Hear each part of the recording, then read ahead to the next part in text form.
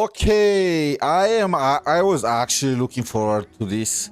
I kept the best for last. Fontaine. So Fontaine is the region that I actually never touched in terms of story and whatnot. I quit the game when Sumeru dropped. Well, not when Sumeru dropped. I quit the game after the Ranara quest, when the side stories were just going crazy with the amount of time they take and all the yapping, and only returned after like 1 year during the very beginning of Natlan, you know. So I kind of skipped the entirety of Fontaine, and I kind of regretted it because apparently it's probably the best region of all. That's what people were saying with the story quests, and Furina is also the most lifelike character. Okay, let me ban this boat that Genshin released before Yahoda. I would say Yahoda might have the crown right now, but I'll have to actually play the quest to find out. So, let's take a look. I need to prepare for snezhnaya. So, let's start this Fontaine quest line. I don't know if I will be able to do the entire Act 1. We'll have to see how long it will take. I have like 4 hours available. Caravan rebot. Now let Paimon think. Oh, Paimon remembers. Nahida's consciousness had been trapped by the doctor, but we followed the clues she left behind to help her. So much time has already passed since then. And it seems Sumeru's changing for the better now that Nahida's in charge, right? Paimon just hopes this peace will last a long time. And then Nahida won't have any more new problems to deal with. Just remember, this is in the past, right? Dottore came back. Yes, The guy came back. We somehow always find ourselves right in the thick of it. Come to think of it, maybe it's all because of you. Maybe you're just a magnet for trouble. Maybe it's Paimon. Huh? Me? Before Paimon ran into you, Paimon never ran into any trouble. At most, when she was super tired, Paimon got caught in some strange whirlpool and sucked out into sea. And even then, you fished Paimon out. Anyway, for Nahida's sake, maybe we should think about heading to our next destination for now. Ah, look who it is. Running into you in a place like this? I can see you two still love wandering around. Oh, it's Dia! Since when are we just wandering around? We're usually taking care of some serious business. Even though it may have nothing to do with our journey. But never mind that. What brings— I just finished a commission in the desert for a usual client of mine. Nothing too interesting. Just escorting a shipment of goods. That's when I saw you two all the way over there, chatting away. Oh, I knew it. This guy is from Fontaine. Look at serious? his dress. Can't say I saw that coming. But you are travelers after all. I guess you'd never stay for too long in one place. To be honest, staying 1 year in a single place is already kind of Nothing into you like this will considerable. become a rarity. I'm starting to feel sad just thinking about it. Hey, how about I gather a few mercs to escort you two? What do you say? Thanks, but no need. Oh, Paimon had no clue you'd miss us so much. But don't worry, we'll come back to see everyone when we get a chance. Sounds good. All you need to do to get to Fontaine is cross this stretch of desert and navigate some waterways. Knowing you two, I'm sure it won't be anything you can't handle. So, when are you leaving? Oh, wait a sec. Paimon just remembered there are still a few dishes in Sumeru that Paimon hasn't tried yet.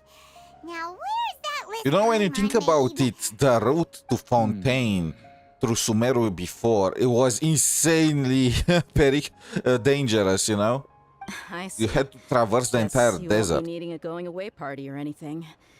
It's sad enough to see you go And like also, the people Though, that wanted now to that I come from think about Fontaine to Sumeru would this. also Sumeru have to go wouldn't through all be what that it is trouble. today without you. Seems true heroes always prefer leaving quietly. By the way, should we go say bye to Nahida? Oh, good point. Then there's no need to bother her in the real world. Then, I guess this is goodbye for now, Traveler and Paimon. Goodbye, Dia. Bye-bye, Sumeru. Is the only one we just are saying goodbye to? You know, how about what about Collie? How about Collie? Sino. Wait, what the? Yup.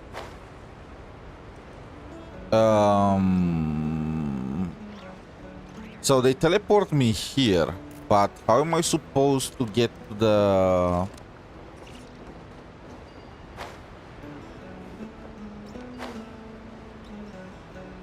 Oh, I see the Wave Rider.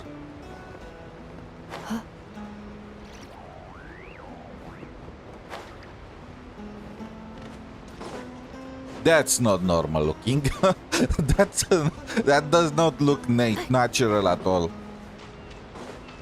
Accelerating. I never checked. Is the Wave Rider here? No. It's the exact same Wave Rider that we always had. I was wondering if the style will change, but no.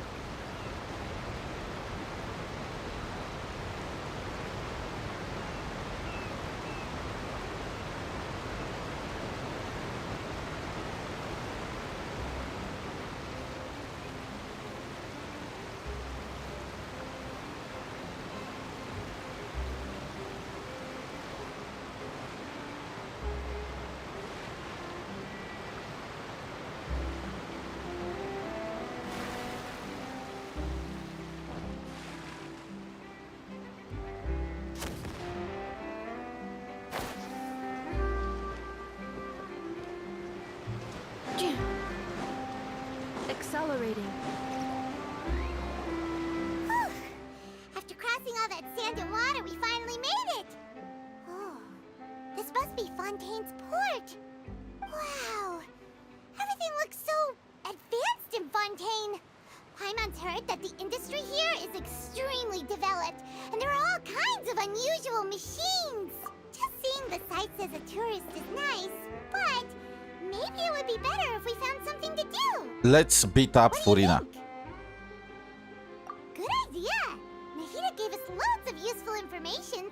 Seeking out the Seven is probably still our best source for information at this point. Yeah, the more we can learn, the better. So, what do you think the Hydro Archon's like? Will we get along?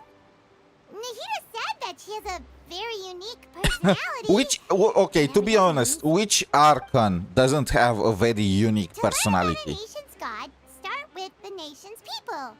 There seems to be some locals talking over there. Let's go see if we can join the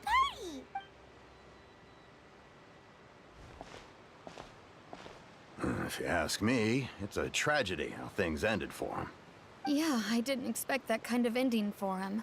I thought he would at least fight on a little longer for his family. I was expecting a sudden plot twist, but it's a pity that it never happened. Still, his story is quite the tearjerker. Excuse me. Can I help you two? I couldn't help but notice you standing here listening. Listening on our conversation. Is that Linnea? We're travelers new to Fontaine, and we had something we wanted to ask, but you seemed to be really busy talking about some kind of play, so we didn't want to interrupt. Play? Oh, no. We're talking about something that really happened. In fact, it's a case that was just heard a few days ago. Really? Like, a real trial? But the way you were talking about it and the words you used just now made it sound like some kind of story. Well, good tales are often based on true stories, aren't they?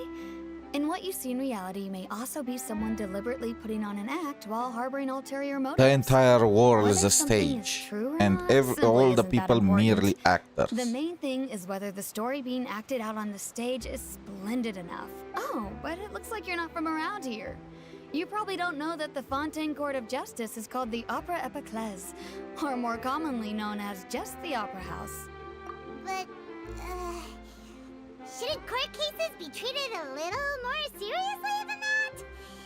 Not to question Paimon, Fontaine's way of don't doing start the things, culture it's war. just that putting someone on trial is usually a very serious thing. No worries. Other visitors to Fontaine have wondered the same thing. You could say that we just don't want to waste the moving stories behind those cases. And as for your worries about whether the cases are treated with due reverence, we have the absolutely just and honorable Chief Justice Neuvillette, as well as the Oratrice Mécanique d'Analyse Cardinal, a machine created by the Archon.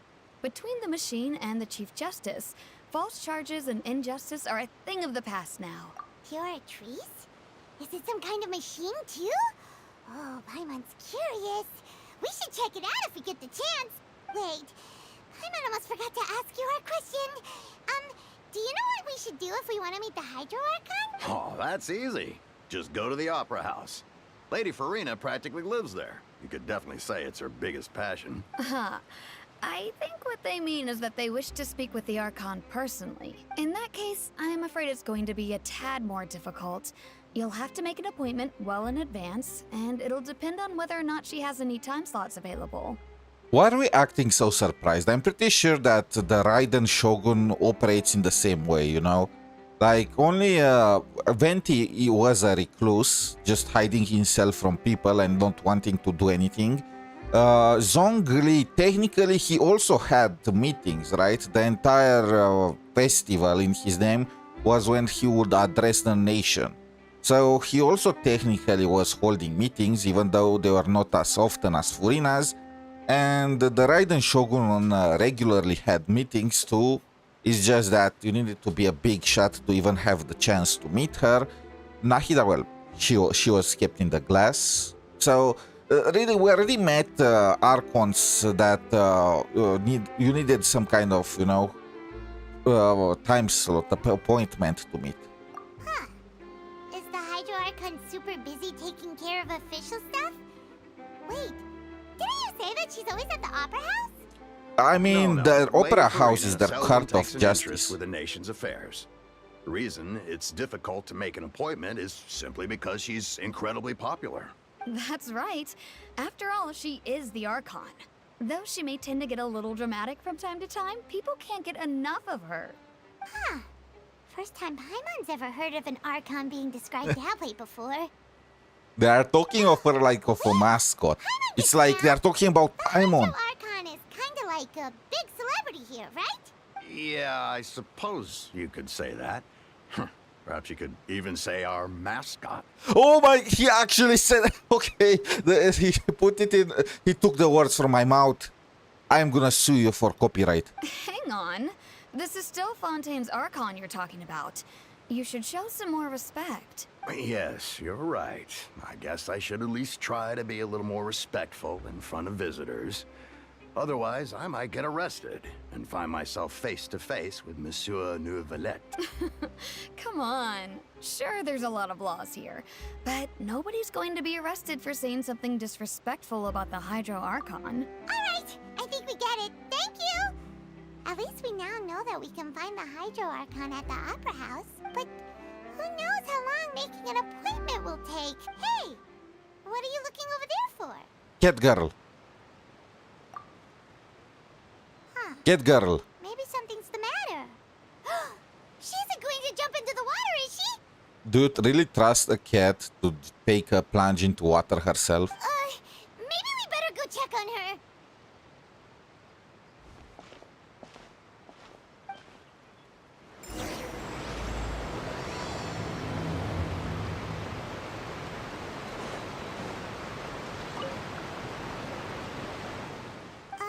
Hello there. Excuse me. Are you alright? Huh? I'm fine. Thanks. Oh, okay then. We just noticed that you seem to be worried about something. About many things, actually. But there's nothing I can do but just keep my troubles to myself. I was just reminiscing about a place my brother and I would play when we were kids. It was just atop that hill over there. Is that still part of Fontaine or is that crossing the border in Sumeru? You're pointing at the sea. Wait, are you saying that you and your brother lived in the water? Are you guys... Okay, their IQ definitely dropped while in Fontaine to adapt to the environment. She's a cat girl, Paimon. Do you have I know eyes? people call the waters around Fontaine a sea. It's actually just an inland lake that's filled with fresh water. And though I can still see that hill clearly in my memories, now it's been completely submerged. He would skip and jump, tossing sand in the wind. The sun shone brightly, but now the water is gradually swallowing our memories. It won't be long before it swallows us. Sorry. Paimon doesn't get what you mean. Of course you don't, Paimon. Did you hear of global warming? This is exactly what's happening. People like you are the problem. I don't believe we've had the pleasure of meeting. Are you Lynette's new friends? Sup, brother-in-law? Oh, and you are? Thanks for looking after my sister. She often comes here to reminisce about our childhood, that's all. There's no need for any concern. Allow me to introduce myself. I'm Linny, and this is my sister Lynette. If I had to guess, I'd say you must be travelers from abroad. Nice to meet you. Paimon is Paimon, and this is the Traveler. We were just talking with your sister. Even though we didn't really get what she was saying. I see. It's unusual for Lynette to be so willing to talk with anyone. In fact, she seldom speaks at all. I'm usually the only one she ever talks to. Oh, really? He feels threatened. You two are just like us. Paimon's always the one talking for some reason. Oh, they acknowledged it. They literally acknowledge it. Because you always steal all my lines. So that's how you think it is? I also think my brother can be too talkative at times. Seems you were right, Paimon. We are quite similar. So, what did Lynette mean just now when she said that the water is engulfing your memories? Oh, that. It's from a prophecy that's been circulating in Fontaine for some time now. Well, I suppose prophecy isn't exactly the right word, because that implies a certain amount of uncertainty. There's no doubt about what's happening in Fontaine now. Where to begin? Let's put that question on hold for a moment. We still haven't formally greeted each other yet, have we? Did all the introductions earlier not count? Hello, traveler. True.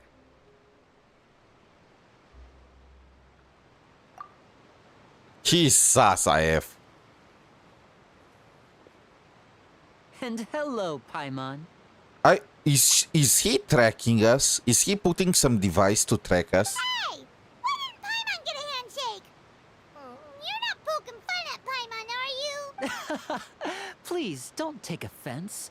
Just consider it a sort of etiquette we have here in Fontaine when making new friends. Oh, all right then. By the way, we were just getting ready to go to the Opera House to meet the Hydro Archon. Would you be able to show us the way? So you're going to see Lady Farina? No problem at all. In fact, I was planning to go to the Opera House later myself. Please, follow me.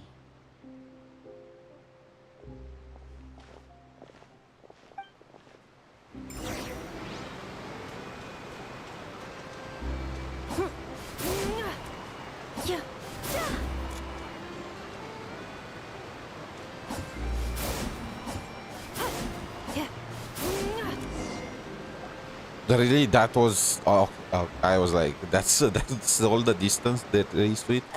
You said you were going to see Lady Farina? Well, it seems Lady Farina has come to see you.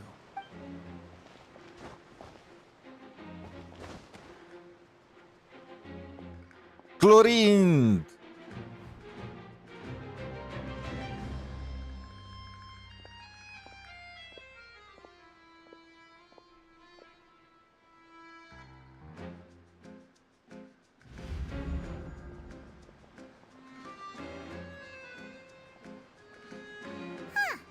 So, she's the Hydro Archon? But how did she know we were looking for her? That's Nivy Snitch back in Sumeru.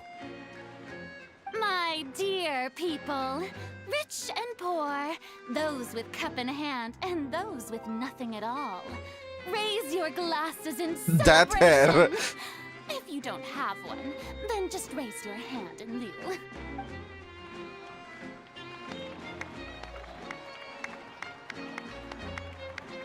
As you can all see, two unfamiliar travelers have arrived in our nation.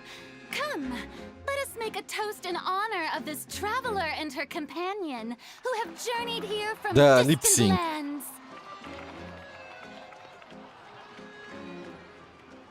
That looks like Navia's dress. Is she talking about us? Nobody here just seems to be I mean, she said, if you don't have a glass, raise your hand.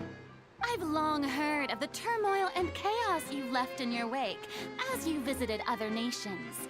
But I welcome you nevertheless. No, I have come to receive you personally. That snivy snitch was listening to Paimon saying how we are a magnet for disaster when we actually were saving the nations. It's Paimon's fault again. I can't wait to get rid of her in snezhnaya. I know some people still love this mascot, but bro, she's more trouble than she's worth. It's better if she just stays and chills, well, pun intended, in some snezhnaya motel while we just walk around. Fear is for insignificant cowards. I am a god, and I will never entertain the notion of such meaningless wariness. You can be rest assured, I see clearly your sincerity. So, in other words, she's giving us free reign to blow up Fontaine. Of course, seeking an audience with me is the most sensible thing to do. It will allow you to truly behold my power and witness my authority.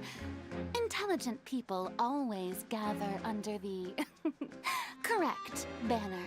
I, Focalor, hereby welcome you to the nation of Hydro and acknowledge the value and significance of your trip. Now, you may rejoice in this. Blow up Fontaine! Blow up Fontaine! Paimon still can't believe it. Feels like we've only been here for a few minutes. She is the best Archon of them all. She is not as high maintenance as the others. Like, Wendy was pretending until the end, Zhongli was literally, I mean, technically Zhongli was right in front of us since the very beginning, but still. And in Azuma, we only met the Shogun towards the, well, not towards the end, well, actually towards the end. We only met her puppet for the first parts. And Nahida. Entrance was, how should Paimon describe it? A little over the top? Miss Hydro Archon? How did you know we were coming? I see. As Outlanders, you inevitably lack even some of the most basic understanding. Don't forget that even the gods can be divided into the mediocre and the excellent. I suppose it's only natural for you to That's be Snivy awestruck Snitch by from my Sumeru. abilities. Let you in, right? That guy told you. You had best stop and consider. Do you really have the noble qualities and etiquette necessary to communicate with a god? All it takes is a flick of my finger for me to know everything about you. Look at them snitch. Whoa. Talk The about nation of sounding snitching. almighty. Oh? What's with these looks? Perhaps the welcoming ceremony still isn't enough? What else should I say then? She said that loudly. Is she waiting for us to start talking? Wow, I didn't expect to see Lady Farina here. What a surprise! Wait, does this mean they're the legendary blonde traveler? How did I not notice before? Hey, what's all the commotion? Oh, is that Lady Farina? Is there some kind of drama going on? Of course. That's the blonde traveler. The one all those stories are about. Lady Farina came here to personally see her. Oh, I bet this is going to be the duel of the century. Fight. Okay, let's fight her. Ooh, I've got to see this. I knew Lady Farina would never disappoint. Yes, but don't get too excited now. My dear believers and spectators alike tend to get quite rowdy, and despite the noise, I've come to tolerate all their ruckus. You may consider this my reward to all of you. I have determined that there will be an epic duel between myself and this traveler from another land, just as you were hoping to see. Okay. For some reason, despite the fact that we're gonna fight an Archon, I really can't take her seriously and consider her an actual, challenge for some reason. And at the same time, how did we get did she just get peer pressured into this? How did we go from we want to visit Fontaine to a duel with their Archon?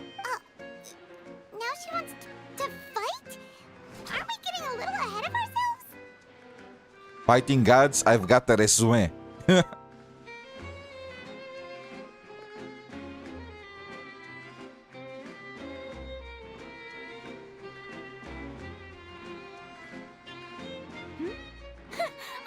you not afraid?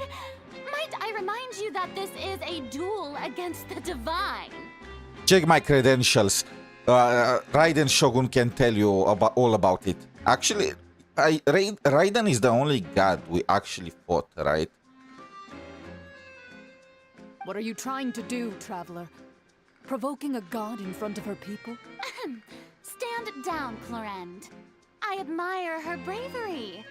Few have the courage to draw their sword against a god.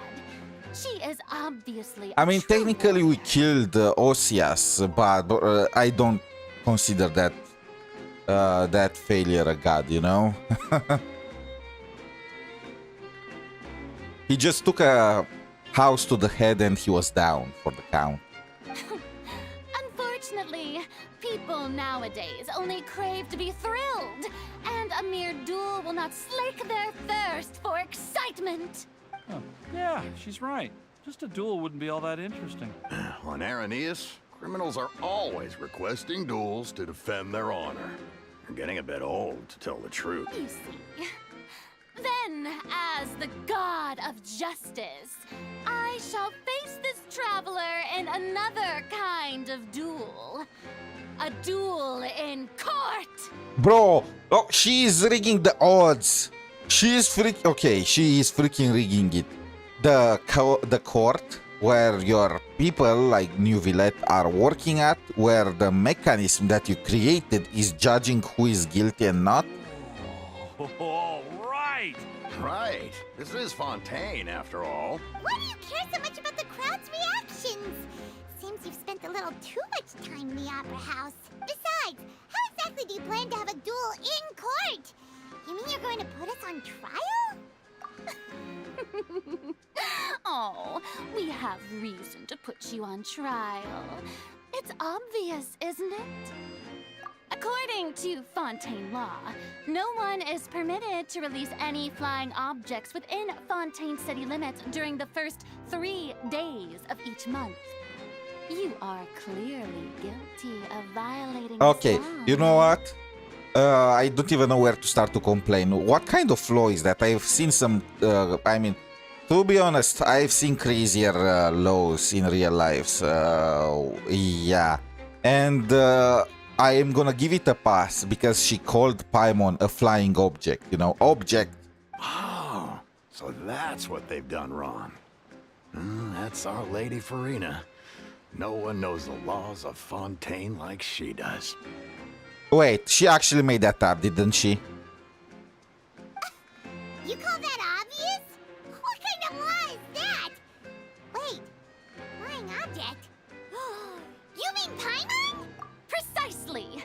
Now, if you two have no objections, then in the name of the Hydro Archon, I order your arrest. We are speedrunning getting arrested in this new region, huh?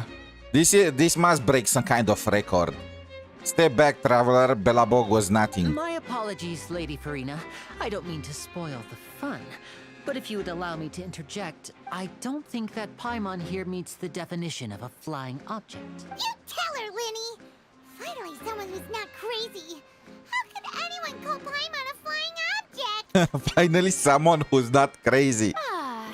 Great magician Linny, my beloved citizen.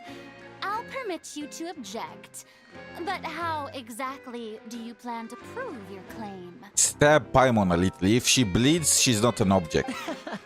As a magician who just rained on your parade, I naturally should shoulder the responsibility of saving the show. So, with such an audience gathered here, allow me to perform a trick for everyone.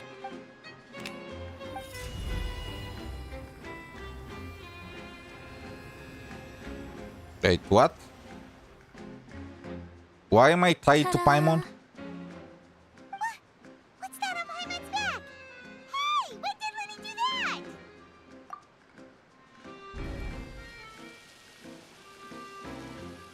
Oh, so that's what I was. bro expected Furina to do this, so he already set this up. Huh? There. They really know As their you can all Archon. clearly see, Paimon should be classified as, well, something like a balloon. This rope has been in the traveler's hand all along. It was just that no one could see it before. Now she's a balloon. Okay, you know what? I love Fontaine. We are already... As soon as we got here, we got straight to the subject. We met the Archon, we were speedrunning the prison, and Paimon just gets dissed all the time. Huh? You call that magic? You've got to be joking. I thought it was pretty good. Nice one. Ta-da! I like her tada. I want to hear it again. Ta-da! Huh. I'm not sure what to think. It seems Lady Farina's charges no longer hold water. I like how nobody even thinks of saying that Paimon is a living being. Amusing. Very amusing, Linny. Just the sort of unexpected twist that I enjoy. With you here, today's performance can finally be called complete. Performance? You see all this as a performance? In which case, consider the matter of your trial resolved. The god of justice will not bring charges against an innocent person. Nothing but was solved, you know. when there are valid grounds, I will not only judge travelers from abroad, but even the gods of other lands.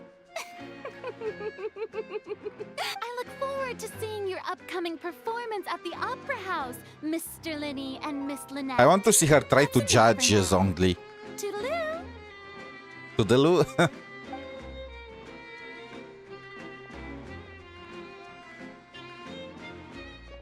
I mean, all the gods technically broke some laws, right? Venti just was... He left his nation and he steals wine, okay? He steals wine from Diluc. She's gone! Well, that's the most unpredictable Archon Paimon's ever seen. Zhongli literally paid somebody to attack his nation. But that's a problem for future Paimon. That whole scene just now was really... I guess Raiden gets a pass because she technically is the law. The full and irrefutable law in Inazuma, so it is what it is. Nahida was incompetence. She got blocked by her own people. Don't mention it. I just happened to remember that there was such a law, so I did a little preparation, just in case. I didn't Wait, think it would there actually is come in actually a law like that. She did not make it up on the fly just to catch Paimon. So, now do you see what kind of god Lady Farina is? She can be a bit confusing at times, but she is still amenable to reason. Anyway, Paimon had no idea you were a magician, Linny. I just know a few simple tricks I use to make a living. Lynette is my assistant. It will actually be my first time performing on the most prestigious stage in Fontaine, the Opera House. But isn't the Opera House where criminal trials are held in Fontaine? When there are no public trials being held, the Opera House hosts a variety of other performances. To the people of Fontaine, the line between a They trial do not and a have space to make performance two can big be a little buildings, so they are just using the opera And house for speaking of everything. performances, I would be remiss to forego this opportunity gifted by fate. My brother's always excited to make new friends. Oh, sure. We don't really have anything to do now, and we wanted to go to the Opera House anyway. Splendid. In that case, why don't we go together? I'll show you the way. You really mean it? Then I'll take you up on your offer. This is a magical item known as a magic pocket. Perhaps you can help me distribute them to the people here. He is gonna do something bad with this thing, and then the blame is gonna fall on us. Isn't it? Huh? What are they going to use it for? About that... You asked me before about the prophecy, right? I'm not sure exactly when it began, but a prophecy has been circulating around Fontaine. It says that every person in Fontaine is born with sin. No matter how the nation of justice holds trial after trial, this sin cannot be absolved. Oh, Furina is crying. Until one day, the water levels in Fontaine will rise, and the sinful people will slowly be drowned. In the end, the people will all be dissolved into the waters, and only the Hydro Archon will remain, weeping on her throne. Only then will the sins of the people of Fontaine be washed away. Did Barbelot make this prophecy? Who did it? That sounds pretty gloomy. Why are people in Fontaine born with sin? What is that supposed to mean? There are lots of guesses. Some say that the ancestors of Fontaine stole the power of the seas and stirred its wrath. Others say that the people of Fontaine never heeded the first Hydro Archon's warnings and offended Celestia. But here in Fontaine, evidence is what matters. There hasn't been concrete evidence for any of these claims, so they can only be regarded as conjecture. If even the people in Fontaine don't know what sin they committed, wouldn't it be better just to... I mean, they already ignore do the that. prophecy Do they look like guilty people Why too? bother feeling guilty all the time? That's exactly what the people did at first. But in the last few years, the water levels in Fontaine have actually started rising. Many places have already been completely submerged, and now lie beneath the sea. Many people carry on with their lives as before and shrug it off as a natural phenomenon. But my family and I think that the people of Fontaine shouldn't ignore the possibility, which would end up sentencing them to death. We hope that at least the people who reside near the waterfront can move away before it's too late. So, we've started distributing magic pockets to them. How is that gonna help? As a magical item, these magic pockets have astonishing capacity. Oh, Okay, it makes sense, but I still don't trust you. day. But this is more than a bit of rain. Perhaps only absolute power could ever contend with such a catastrophe. Now, if you'd like to help, then please give these magic pockets to anyone nearby.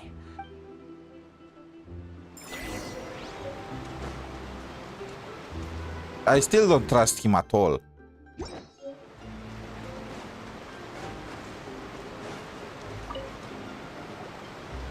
So you're the blonde traveler that everyone's been talking about. My apologies for not recognizing you earlier. Oh, a magic pocket? Seems you really thought of everything. I don't want to Thanks. take Lini's But credit, please, huh, if also that's thank the true. magician on my behalf. when- Oh, okay, he already knows.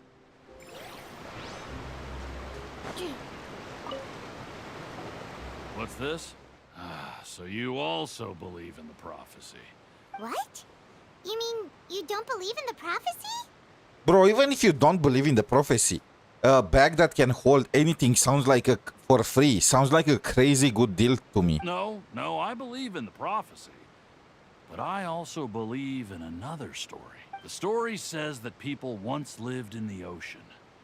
They were one with the ocean and couldn't live apart from I mean, that's true. We just ended up growing legs and start walking on the As ground. time wore on, people desired to live on land and developed blood vessels, encapsulating the sea within their bodies. Thus could people Did you meet set foot on land. Hysilians? So, if you ask me, when the water rises and takes us all, it'll be like we're going home. Oh, we hadn't heard that one before. But people can't live underwater. They'll die. All right, I'll take it. I guess I just feel that being dissolved into the water doesn't necessarily mean death. He has a point.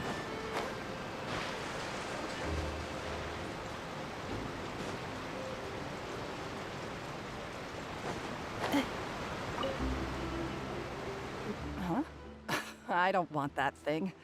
Way I see it, if the prophecy's true, it's still gonna be a long time before the water I mean, can she cover is the everything. captain of a boat. She's just gonna float. Life is all about living in the moment.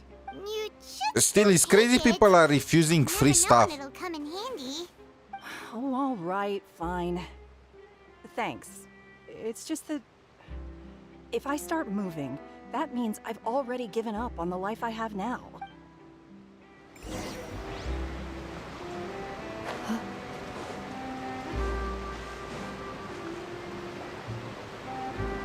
Oh, you already handed out all of the magic pockets? That was fast. So, what did people have to say? I bet you heard some... Yes, but that will change once disaster strikes. I know they'll change their minds, so it's... Is there anything else you need to do before we leave? Yes, one last thing. I have the magic pockets made by a work... So, you want to collect materials? Oh, that would be much appreciated. We'll need some Romaritime flowers. I'm pretty sure I already have some in my pocket.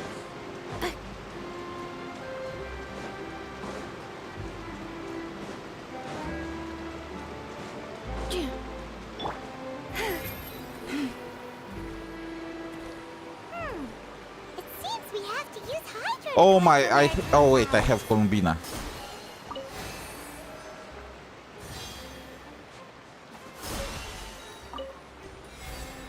Oh, fibery Roma. Okay, it's a special kind.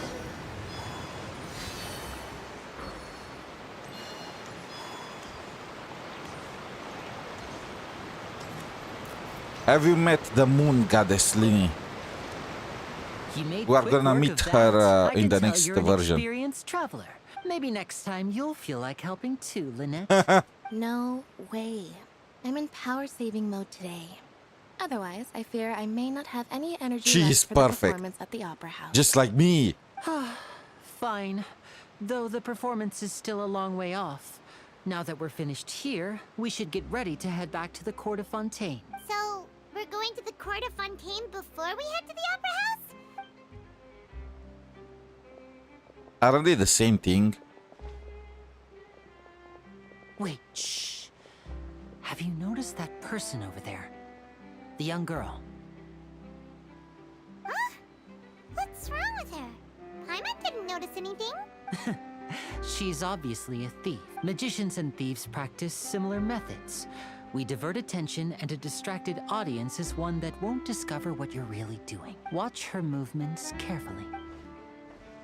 That does not look like a distraction to me. It just looks like she's pickpocketing him straight off the bat. Oh, he's right. Shh, keep your voice down. We need to think of a way to catch her, but it seems she's We can very just alert. tell the people that she's a Perhaps we should thief. split This up. guy is gonna notice his stuff is missing. They are gonna search You her. two can ride the It's lift over way there, way up too. top. I bet that'll be her. All right. It's way too convoluted. If you guys just wanted us to go with the elevator, just say so.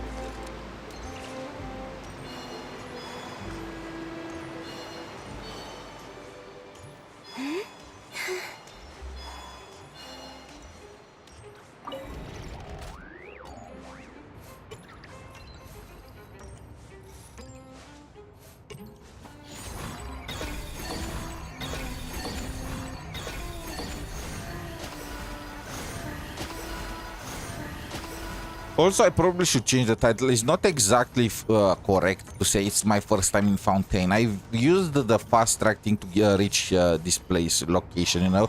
It's the first time I'm doing the Fontaine story quest, the Archon quest.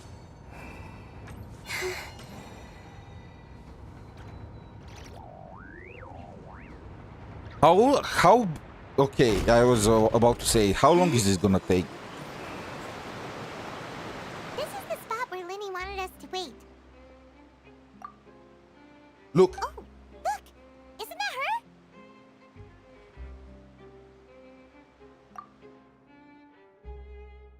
Oh no! Did she notice us? She started running the other direction! What should we do? Should we chase her?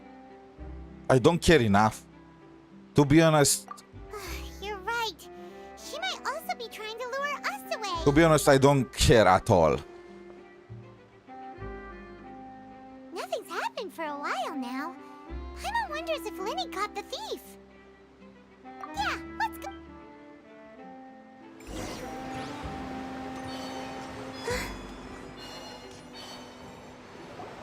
Are you sure that's all she took? You should check. No, that was all. Anyway, I should be going now. Oh, were you returning what the thief had stolen?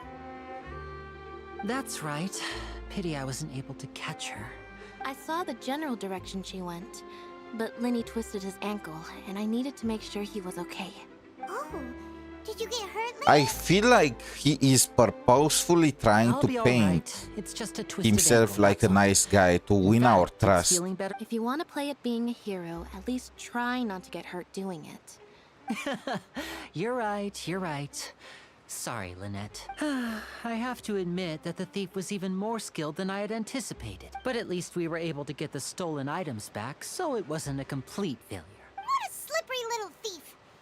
Guess things turned out all right in the end, though. All right, let's put this little detour behind us.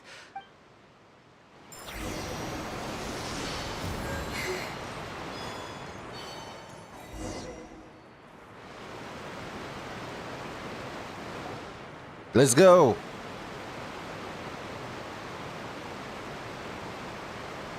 They already had trains back in Fontaine. Actually, this is even better than a train. It's like We a, ride this thing boat to on go into the rails. city? What an ingenious way to get around. This is an aquabus. It allows people to travel between several key locations around Fontaine. It's pretty convenient, but the ride can become a little dull after a while. So you mean it's still boring even when I'm riding with you? Oh, No, that's not what I meant. It's just that, well, you don't really talk that much. Besides, it doesn't really feel like a real trip when it's just the two of us. Whatever. Guess that's what it's like to be an older brother. It's about time for us to leave. Let's get on. are they actually? I mean, they look. They aren't related, right? The guy is a regular guy and she's a cat girl, so they are different species.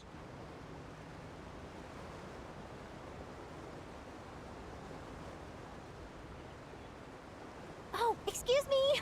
Aren't you the great magician Linny? And his assistant Lynette? Hello. No I don't believe paparazzi we- allowed. Let's throw her over the board. For the Steambird. Nice to meet you. From the Steambird, huh? We've often relied on your paper to promote our performances. It's an honor to meet you. Wait, could that be the legendary traveler who's been making headline after headline in their journey across Tibet? Amazing. You recognized everybody almost immediately. I wouldn't be much of a reporter if I didn't know who's who, would I? Wow, today must be my day. Who knew I would end up on the same boat as so many VIPs? Could my vision finally be showing me some favor? What does the cryovision What have do to you do with usually this? report on? Well, when there isn't any breaking news, I mainly cover the trials at the Opera House. You can still manage to keep readers' attention as long as you tell things from a clever enough angle, even if it's the same old topics. For example, reporting on how a scammer once deceived vulnerable girls into relationships, or how a financial criminal was once so poor that they ate a single piece of bread for 5 days. That's fine and all, but what I'm really after is exclusive, sensational news pieces that could shake the country. Oh, I just remembered. I've been following a case lately. Well, a series of cases actually. You mean the serial disappearances of young women? Why young? Oh my! That Right. we have a These stories pervert. are the talk of the town right now, and it's probably the most mysterious case we've ever seen. If I'm the first with a draft ready to publish when the case is finally cracked, and it's the headline story in the Steambird, oh, when that happens, I bet all the other reporters will shed tears of envy. She's gonna disappear I already too, have all isn't she? kinds of materials. I just can't. So, what is the serial disappearances of young women case? That's right. The first missing girl case happened almost 20 years ago. And ever since, after a period of time, another girl disappears. What the cases have in common is that the girls are all of a similar age, and that they've all vanished without a trace. But the scariest part is that to this day, none of the girls have ever been found. Many suspects have been arrested over the years in connection with this case, but shortly after each arrest, another disappearance would always happen. Maybe it's an organization. Yes, it's possible. But either way, I believe that every case has some precise truth behind it. Yes, I agree. And at the very least, the family of those missing girls deserves some sort of Are explanation. you in on this? Is he making these Just imagine for a second disappearances? what I would do if Lynette were to suddenly disappear. I'd pay any price to get her back, and then find a way to track down the culprit. Please don't imagine that, Linny.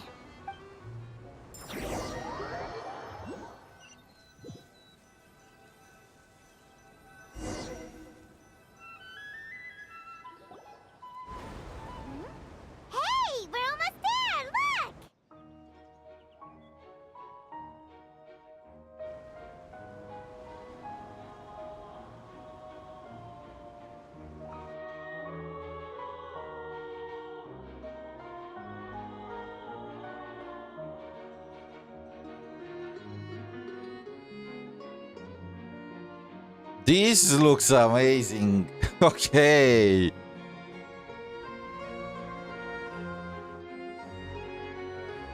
Compared to Sumero and Natlan, I've already been in Fontaine, you know, to farm the materials and whatnot, but I've never seen it from this perspective before. I've only seen it from the ground view, you know.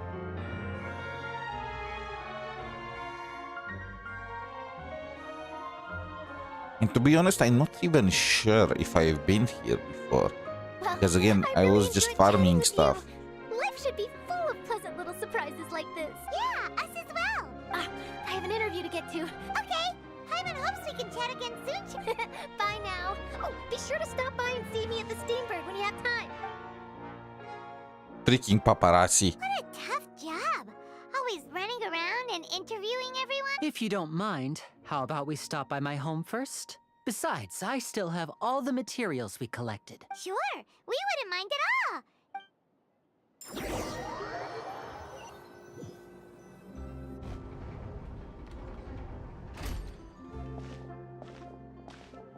Is this your house? What?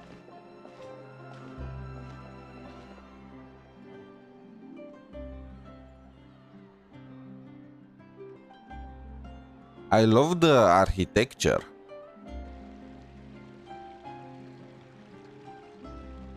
It all fits so well. This was a huge first part of the story quest. How it took like 1 hour. It's probably each quest is probably like 1 hour long each. So we should have enough time.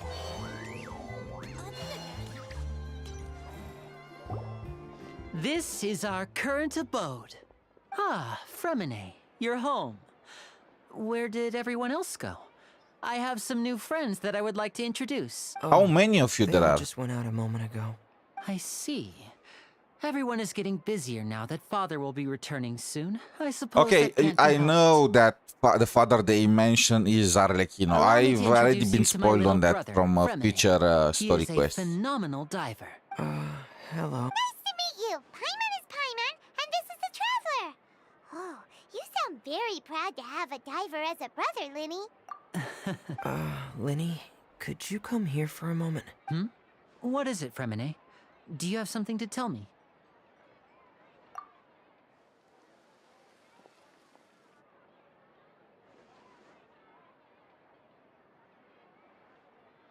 A diver with a cryo Okay, vision I instead of see. hydro. Is everything Ah. all right? Oh, it's nothing. We were just discussing a little housework. Oh, before I forget, the Traveler and I collected more materials to make magic pockets.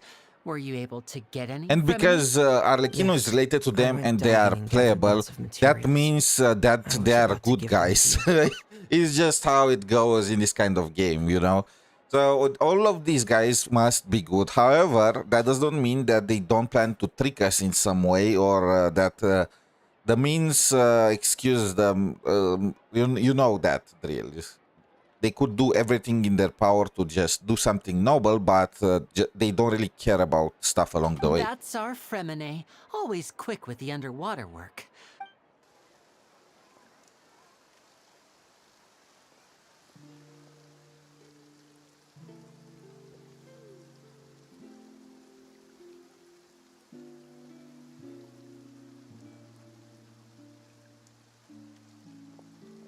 That angle. Looks like rain. What else could it be? Oh, you're right. But wasn't it clear and sunny just a moment ago? It's called summer, This weather Paimon. sure is weird. I'm afraid that's just how it is here. It often rains on days where there are trials being held in the Opera House, but don't worry, it'll clear up soon enough. What's wrong, Fremine? There's a legend about the rain that I tend to believe. It's said that a dragon of water once resided in Fontaine. Though we don't know where the dragon went, every time it weeps, the skies will cloud up and pour out rain. And again, I know very well that Neuvillette is a dragon, so that also was kind of spoiled to me. When I was a child, My mother told me that if I wanted to... Hydro Dragon! Hydro Dragon! Don't cry! But at the same time, I feel like this is just made up. Neuvillette crying. Oh, I can't imagine that guy. Maybe if the end of the world came or something like that, but for a regular trial. If it's an elemental dragon, then having the power to make it rain wouldn't be very unusual. Let Paimon try something. Hydro Dragon, don't cry! Is she like a cheerleader? Yeah, I do not think so either. Doesn't seem to be of any use. It is just a legend after all. You know, you might be a more popular magician if you understood the concept of romanticism. Or could at least play along. Sorry. It might be because we've never met the Hydro Dragon. Perhaps it can't be comforted by the words of strangers. Or maybe it's a legend after all. It rained for longer than I suspected. Oh, it's already getting late. Was there something you needed to do, Linny? Yeah, some preparations for the show at the Opera House. On the day of the performance, just ride the aquabus to the island of Araneus. I'll have Lynette meet you at the fountain in front of the Opera House. He sounds so interested about us. Are you leaving now? What is it, Fremine? I'm in a hurry. Oh, I get it. Perhaps we could trouble the Traveler to help us take these materials to the Beaumont workshop. I'm afraid that Fremine can be quite introverted. No trouble at all! Don't... Sorry for the inconvenience. Oh, no need!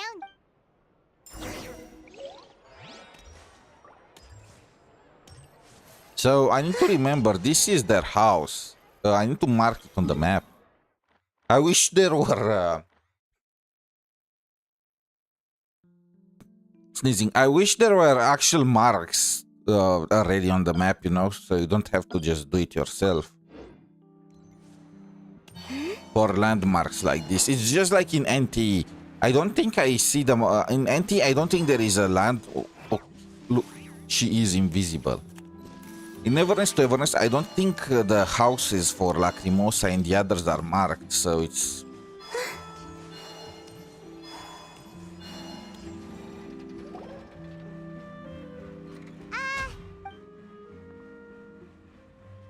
Oh, hello there.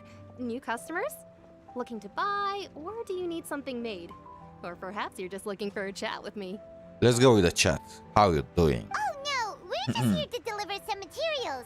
Here they are. These must be for Magic Pockets. I could tell right away. No need. They've already prepaid several batches worth. When they told me what they'd be using them for, I even offered them a discount. But they insisted on paying the full amount, saying that I had a business to run. Whoa. So, is Linny actually loaded?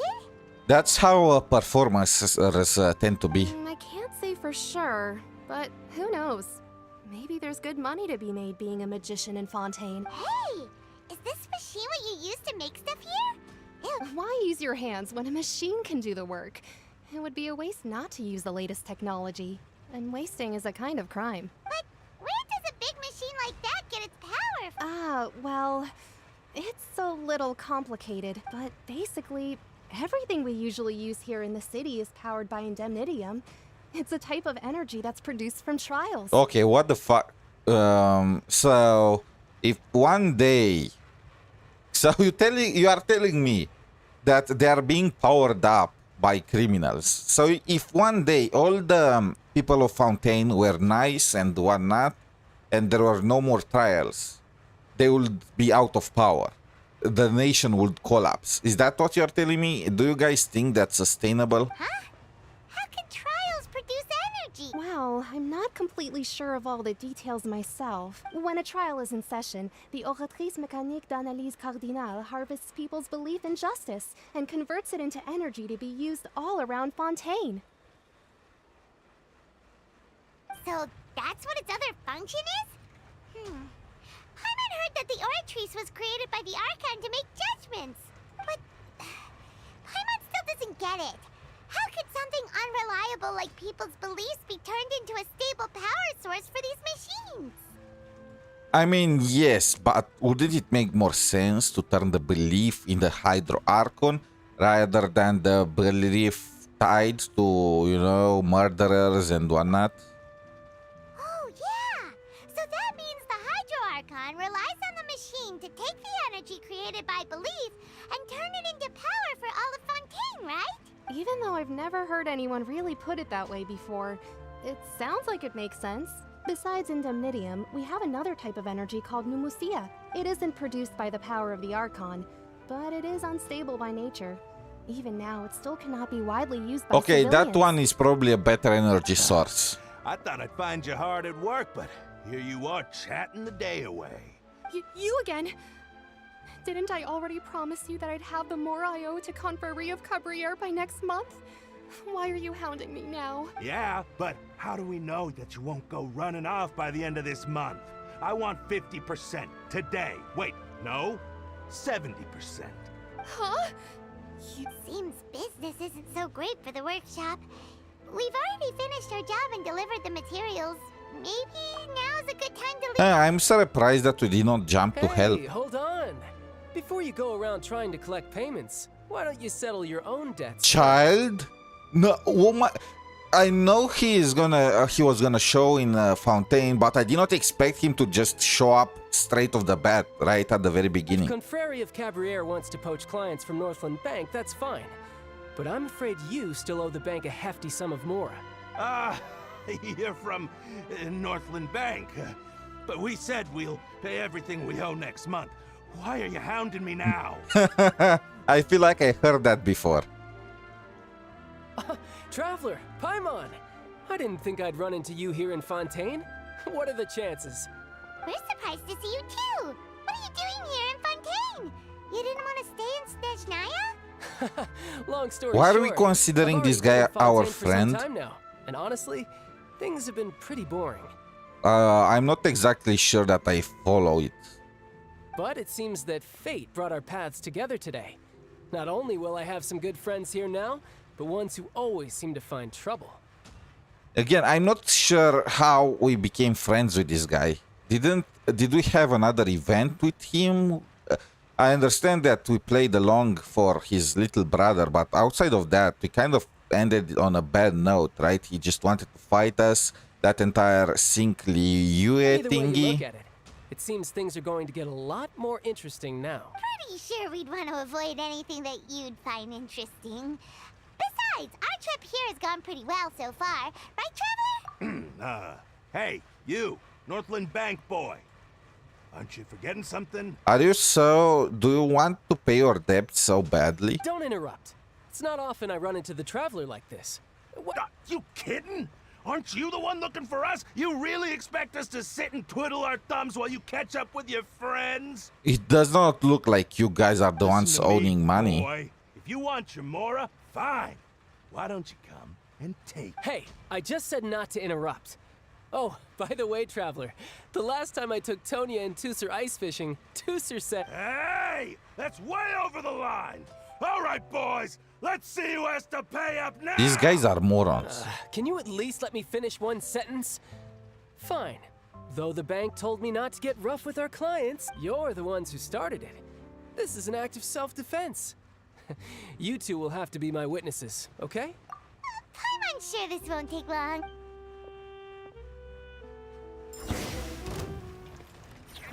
It's been so long since I used child for anything.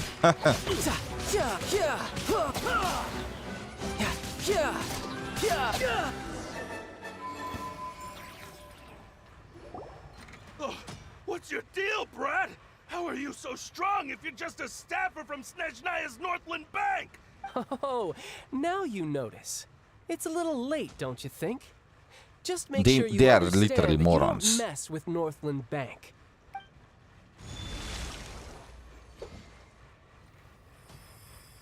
His hydro vision is reacting. Now's my chance! Oh, he lost his powers? I mean, at the end of the day, he's still a trained soldier. With or without That was vision. weird.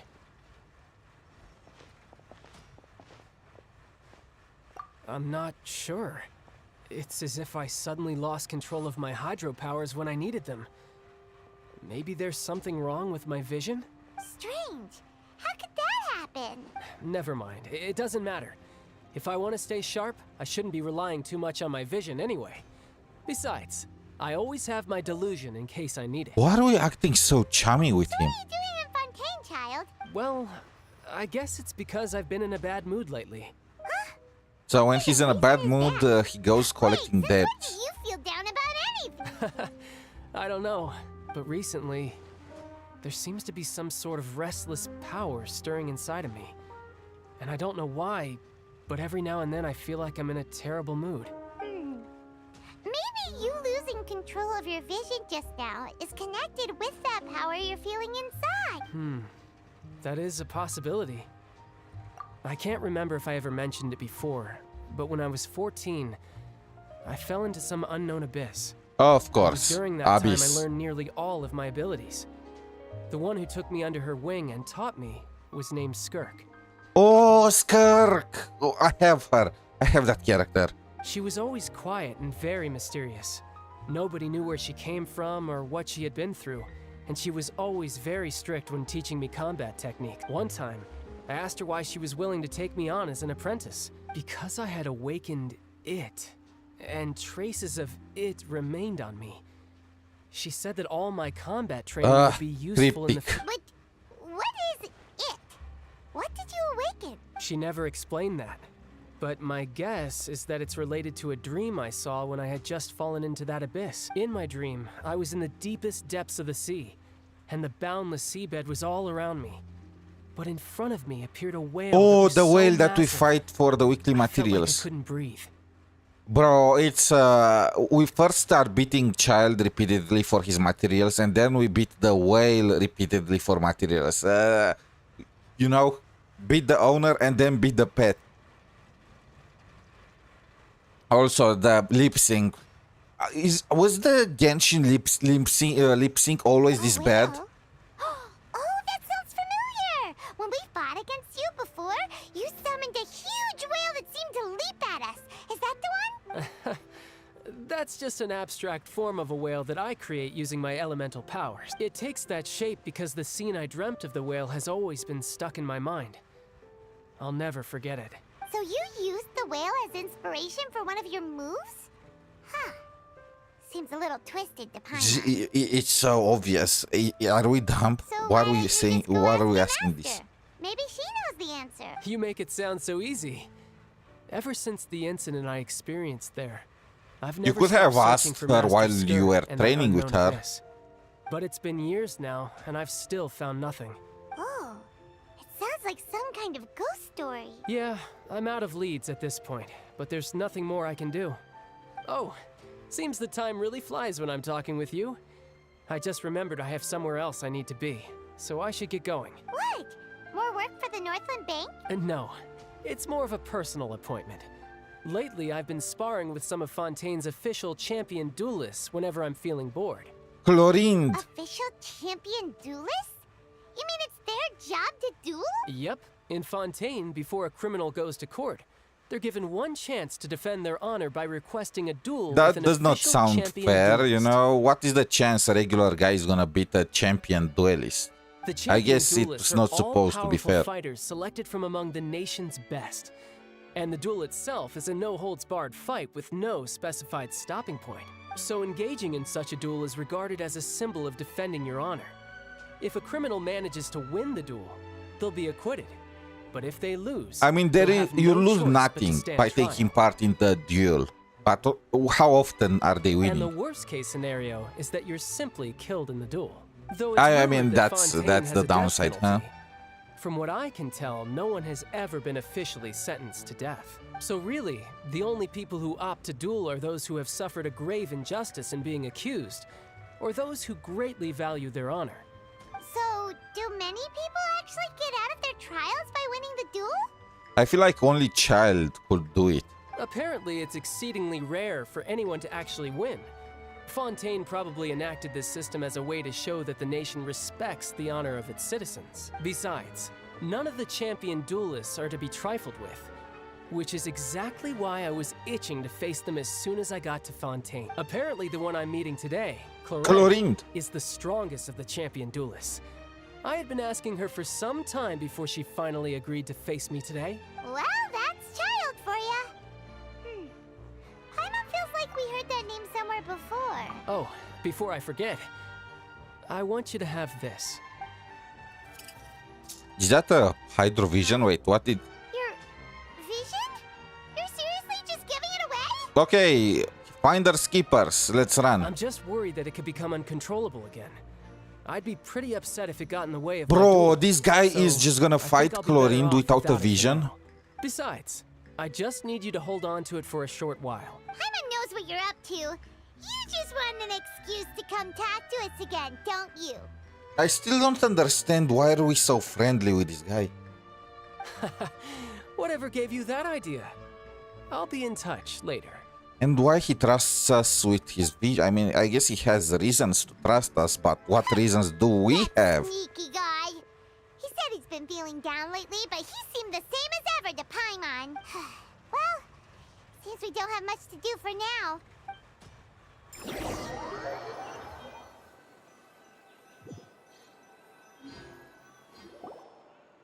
Wow! Who could have seen that coming? The reporter who was barely around for most of the story was the murderer all along! Paimon! Sorry. Paimon was just surprised, that's all. Whew. Paimon never saw that twist coming. The murder mystery novels here are amazing!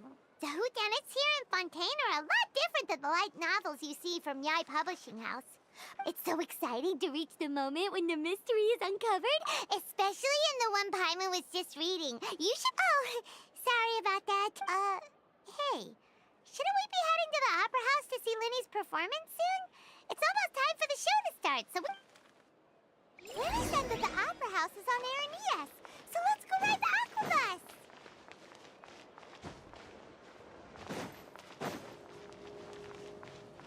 There is a teleporter underground, huh? How far is the Aquabus? Should I do that? I mean, bro, they're not pointing me to any Aquabus. Is this the Aquabus? No.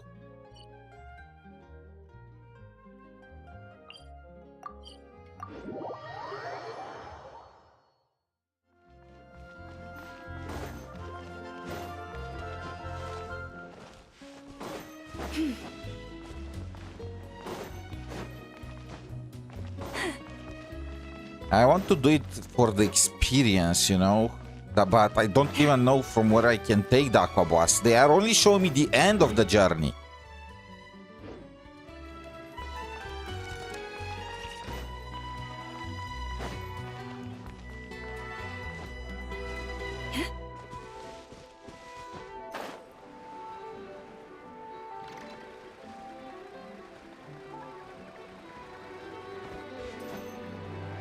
Oh my god, I forgot how bad the flying and climbing is in this game.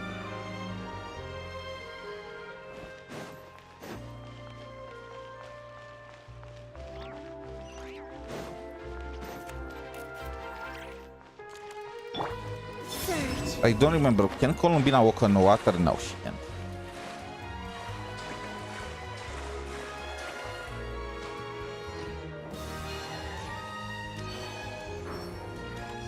Is this an Aquabus? No, it isn't.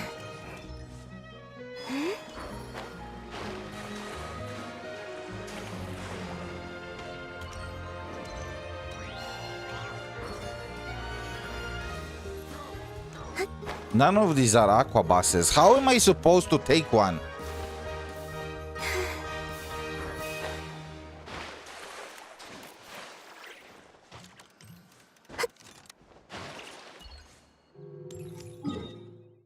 So it will bring me through this side, right? Marcotte Station. That's probably the terminal, maybe.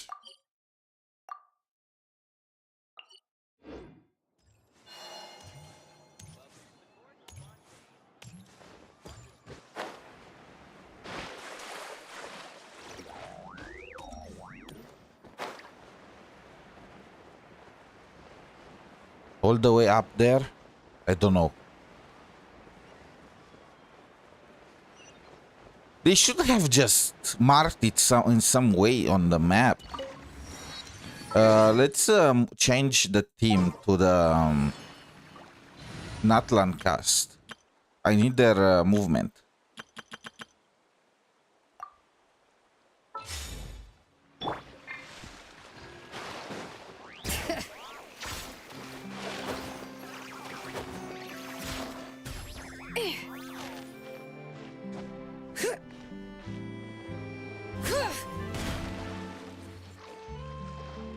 Bring it.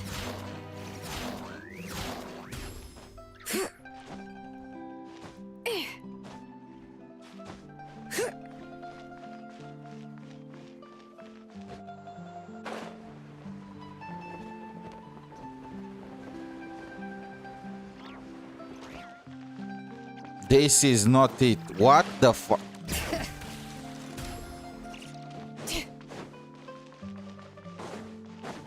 I don't see any aquabus. What? Bring it.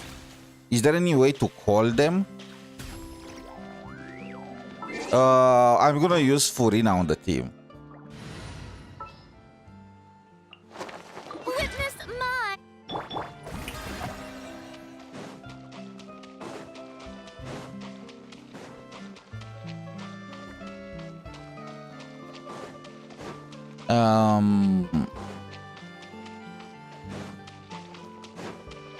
I still don't know what's with the flying things up there. Also, there is no aquabus here.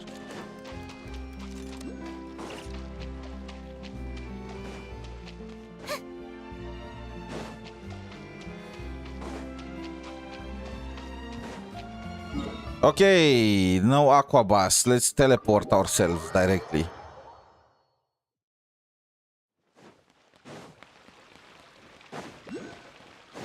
Is there an aquabus here? Maybe I moved it when I was the previous time here. Hi Hakurimai, welcome to the stream. Just chilling, doing some story quests in Genshin. No, there isn't. Literally, there is no aquabus in between the two locations. How exactly? Wait, what? Whatever.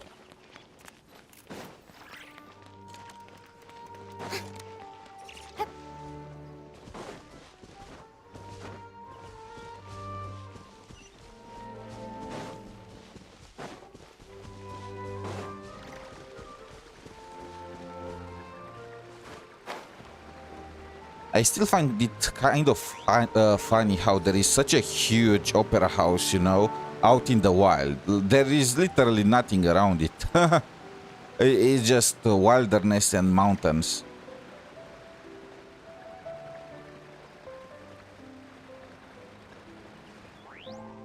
Oh, that's where Furina... Well, wait, what? There are 3 thrones. Do you play Dark Souls? I played Elden Ring. The other Dark Souls games I did not try before.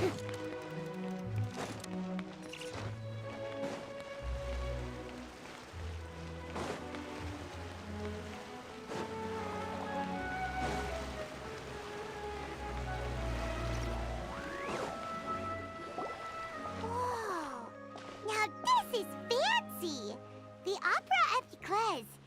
What a place to hold a performance! Huh. Looks like there's a lot of people standing around the fountain up ahead. Oh, Archon, please bless us with a bright and healthy child. We pray. I don't know why you always feel the need to ask so much. I'll be happy as long as our child is healthy and lives a peaceful life. I guess if they're our kid, then there's no doubt they'll turn out smart. Maybe this is one of the customs in Fontaine. There should... Vache. Vache? What? What's wrong? Vache. Vache. No. What's that? Welcome to the Fountain of Lucine. All the water flowing through Fontaine converges here. It's customary for newlyweds to come here and wish for children. Lynette! You scared Paimon! When did you get here?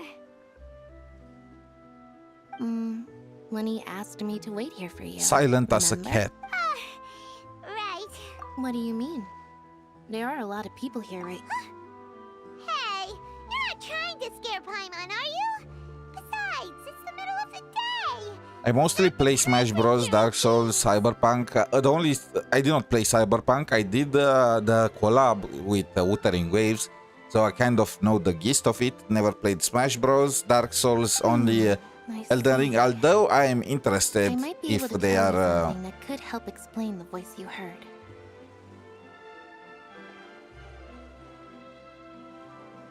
In fact, you might not be imagining things at all. I suspect that what you heard is a result of your hypersensitivity to the hydro element. Others in my family have had similar experiences. Why is she calling us Vasher? It's because of her sensitivity to the hydro element? But what would hearing a voice have to do with elemental power? And did you guys forget that we did not even get the hydro form right now? We technically did not absorb the hydro element. The best Archon quest for me, okay. Yeah, I know, I've seen people praise this thing, but I always did not... You know how is... You want to keep the cherry on the cake for the last, you know? Now I kind of have to do it because snezhnaya is coming and I don't want to be out of the loop with the lore. So I guess it's time to finally eat our cake. When do you cry, Paimon? What the fuck? What's with this question? Wait, what? What does that have to do with anything? Just I can beat her answer up me. if you want. When do you cry?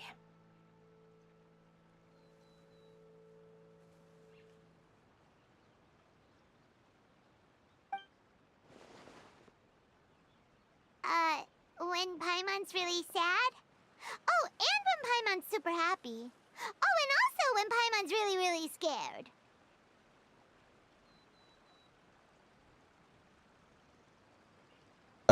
What do you do for a living? If you don't mind, well, banning you. I feel like if you go to somebody's stream and the first question, one of the first questions that you are asked is, what do you do for a living? It's a bit weird. It's very, very weird and kind of a bit scary, not gonna lie. That tears contain your most intense emotions. Like I just mentioned, the Fountain of Lucine is where all the flowing water in Fontaine converges. Even the tears that fall to the ground will eventually gather here. So maybe what you heard was the intense emotion coming from someone's tears. I'm not buying it. So, I'm not buying it. Huh. If you were hearing their Rather than worrying about them, we should worry about my brother first. Don't let that calm look of his fool you. He tends to get pretty nervous just before a performance. Oh, right.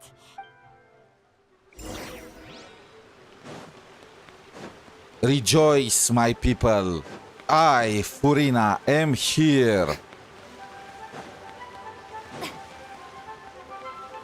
Damn, this guy is dressed.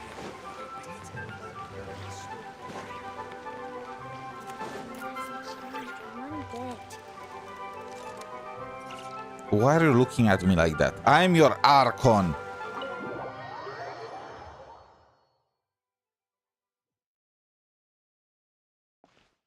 I wonder if there is gonna be an elemental dragon for snezhnaya, you know, a cryo-elemental dragon. I feel like if there was, the Tsaritsa would have killed it permanently. Are you kidding? We wouldn't miss it for the world. I can tell, judging by how early you've arrived. But you're actually right on time. The audience still hasn't started entering the venue yet, which means now is the perfect chance for us to take you to the best seats in the house.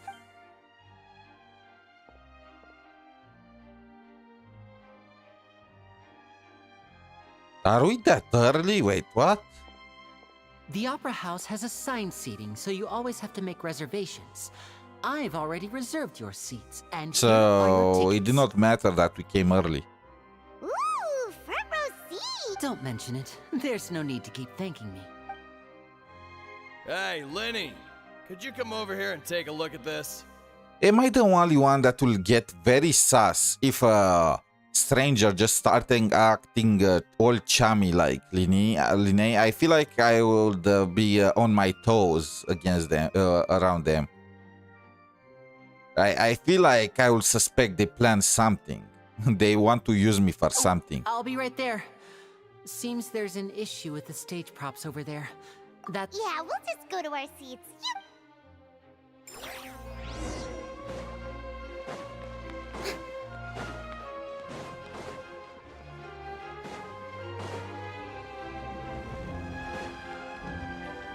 This thing, oh my, I've never been inside. I feel like the spots there are better. Is it just me? Is that New Villette? The hair.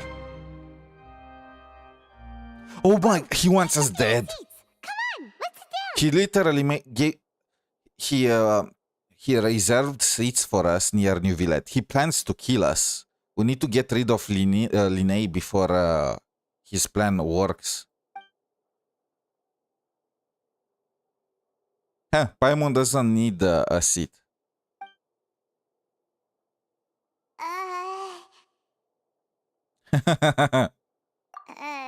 So awkward. Hey, traveler. Maybe we should strike up a conversation with the person next to us. Since we're sitting together and the rest of the place is practically empty still, it's kind of awkward if we don't say anything. Is it? I feel like it's perfectly fine to just, for each of us to just mind his own business. Of course you put this on Paimon. Excuse me, I did not realize you felt awkward. I am terribly sorry. I would be perfectly happy to chat with you if that is what you would like. Oh, this guy is very nice. I was expecting New Villette's personality to be more uptight. Boy, you sure have good ears. Paimon thought she was keeping her voice down. Wait, that's not it. Paimon's sorry. Paimon's the one who was being rude, talking under her breath like that. So let's talk, but, oh, Paimon's got it. You're also here early and sitting in the front. Are you a friend, you say? Well, if Mr. Linné would like to be my friend, I would be more than happy The to lip reciprocate. sync! Is it that hard? Also, this guy is very friendly. By his dress, by his aura. I was thinking Villette will be, you know, the no-nonsense type of guy in the story and stuff like that, but he is very chill. Oh, so you're not friends with Linné then? Oh, this is getting more awkward by the second. Paimon nearly forgot to make her introduction. Nice to meet you. Paimon is Paimon, and this is the Traveler. We just What an arrived in introduction. Blancheur. It is an honor to meet you two. I have heard of your deeds across Tevat, and as required by proper etiquette, I will also introduce myself. I am... Oh, Monsieur Noirceur. What an honor it is to have you here to see my show. Ah, Mr. Linné. I should say it is in fact an honor for me to see your performance in person. Wait, Noirceur? Could he be... I saw you all chatting just now, but it seems you still don't know who Monsieur Noirceur is. Allow me to introduce you to Fontaine's Chief Justice. Judith. That seat is always reserved for him. It wouldn't be too much to say that he's the symbol of justice and honesty here in Fontaine. Whoa! Sorry for being so rude just now. Paimon had no idea you were such an Just important casual person. Paimon stuff. No offense taken. Being Chief Justice is merely what I do for work. Nearly every person has their usual reserved seat, so I'm not so special, really. And by the way, I should probably let you know, even though I would prefer not. There's someone sitting up there in the VIP seats that has been striking a pose for quite a while now. How did we not observe her? Damn, she is really aura farming, huh? I believe she is trying to give you a most elegant and impressive first impression. So I think you should take notice of her sooner rather than later. Otherwise, she may become flustered. Let's just ignore her for the lols. Huh? Oh, it's Farina, the Hydro Archon. Huh.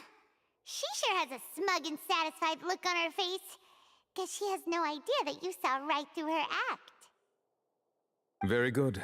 That is for the best. No need to pay her any more attention. You may now enjoy the show. Huh? So is this what things are like between the Chief Justice and the Hydro Archon? It sounds like they are good friends. They know each other very well. All right, please wait just a moment longer. I've pretty much finished my preparations, and the performance will start as soon as the audience has made their way to their seats. Yay! The show's finally about to start! Paimon can hardly wait! Paimon's never seen a real live magic show before!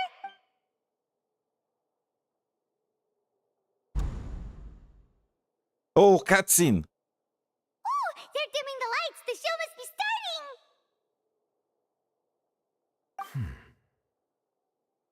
There are barely any people. Sorry. Paimon will try to stay quiet. Welcome, one and all, to the Opera Epiclese. I am the star of today's show, Linny. He did not even pop out from his And over hat. here is my sister, Lynette, who will be working as my wonderful assistant. Please, let's give her a warm welcome. Hello, everyone. I know she may seem to be a little sleepy right now, but that's just a sign that she's nervous. Whatever. Now, some of you may be thinking... Lynette might be my favorite vision character in holders who Fontaine. can freely manipulate elemental powers performing magic is not true magic at all. So, I would like to take a moment to assure you that elemental powers will have nothing to do with what you will witness on the stage today.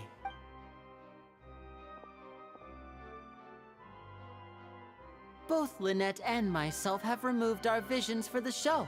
That way, even the gods won't be able to help us. Ominous. Good point. That's what makes the show real magic. Now, without further ado, let the show begin.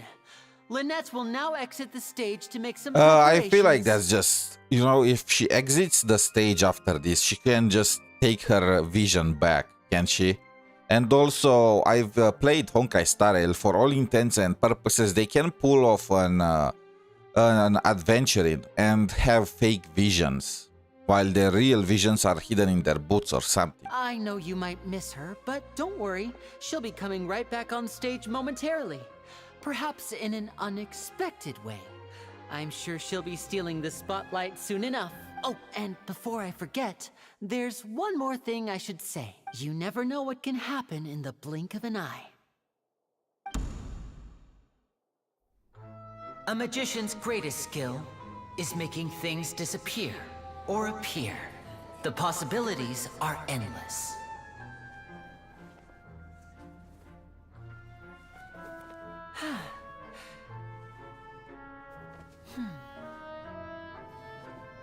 I mean, how would the Pyro Vision help with this? I guess the Anemo Vision could.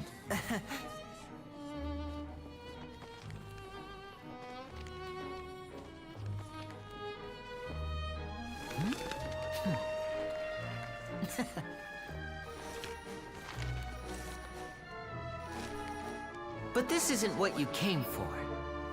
These little tricks, you've seen them all before. So it's time for something truly extraordinary, don't you think? There are strings This attached to one's a his little head. tricky.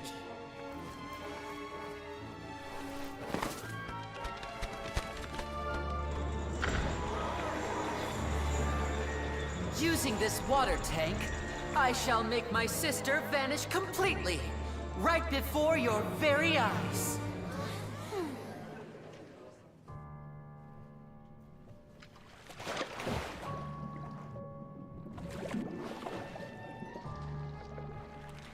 Huh.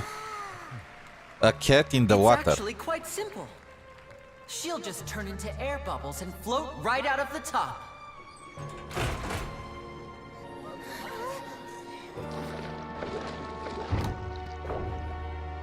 Oh no! I told them to check all the props carefully. With the lid on, even air can't escape. An amateur magician would be getting very nervous right around now. Yeah, it's just part of the performance. Luckily, it's me on stage, so let me show you what a true virtuoso can do.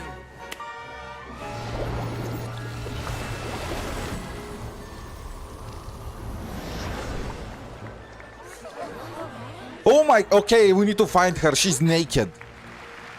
Lynette, are you still there? Don't go too far. We don't want to use up all our magic. Hi, I'm back. Uh-huh. No! Oh my... Okay, but this is cheating. Her clothes are still inside. How did she get another pair?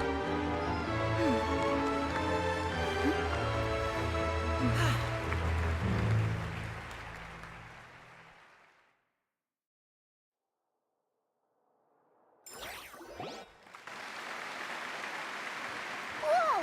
What in the world just happened? How did he do that? Paimon didn't seem to do anything. Wasn't Lynette inside the water tank? How did she disappear and then reappear out of nowhere? Look, well, it is impressive magic. With all the BS we've witnessed so far, is it really that impressive and unheard of? If we could see easily through his tricks, then that would mean that his skills are still lacking.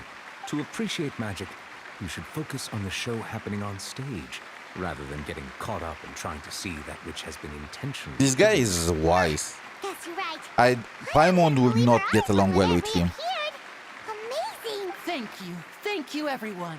I'm glad you enjoyed that performance. But our magical journey has only just begun. The magic of transformation and disappearance can go far beyond what you've just seen. I'm sure many of you are thinking that escaping the water tank was impressive enough. But Lynette is still my assistant after all. In which case, I have ample time to make all necessary preparations. So, for my next trick, I will require the participation of one lucky audience. Please, if my assistants could bring out the magical boxes now. There are 2 boxes and only 2 boxes.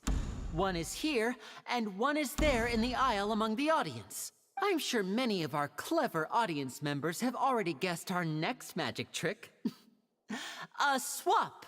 Our lucky audience member and I will each enter a magic box. After 1 minute, we will each emerge from the opposite box. Now please, everyone pay very close attention to the box you see here. Don't give me any chance to make a move. Wow!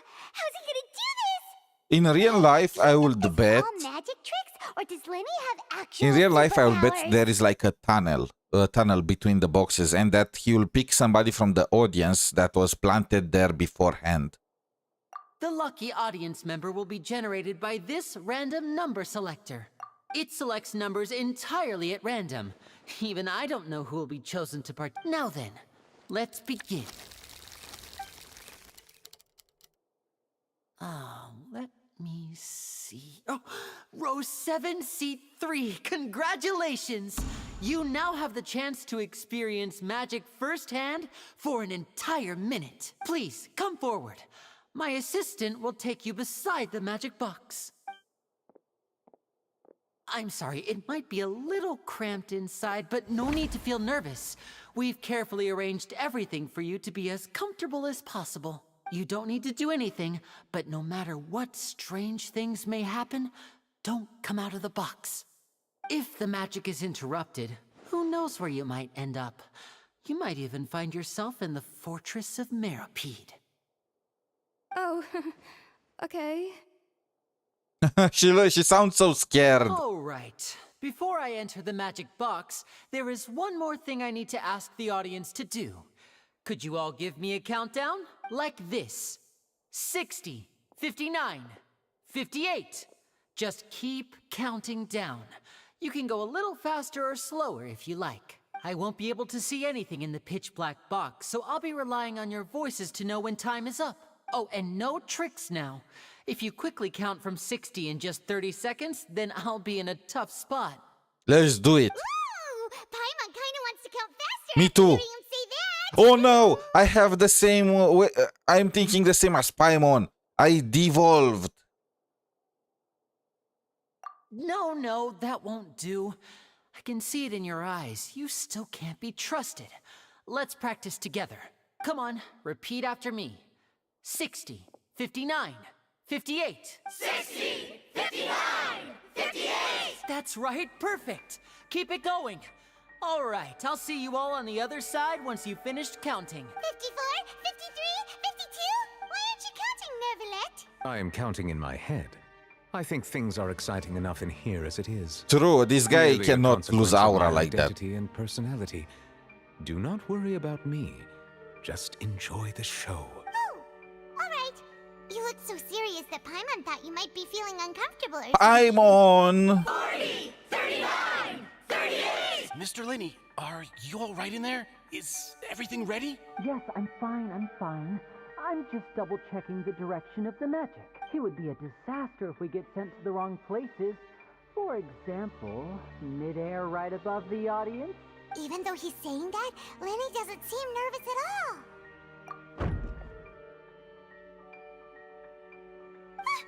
What was that noise? Did you hear it too?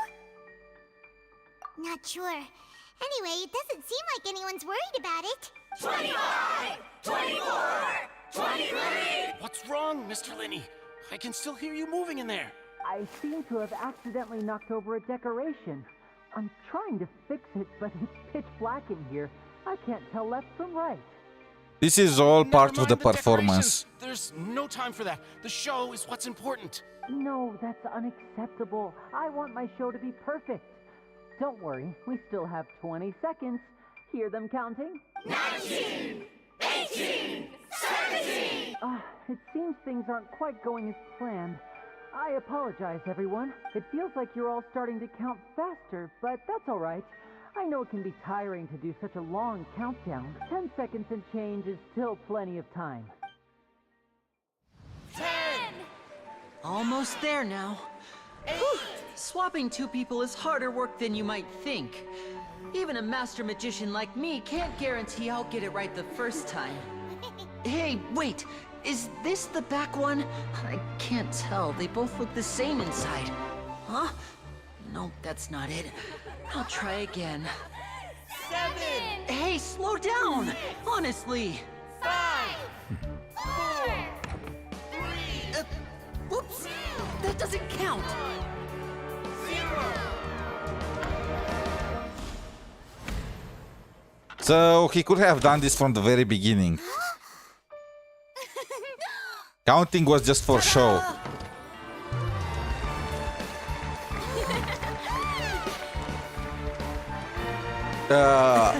Does anyone still care about the girl?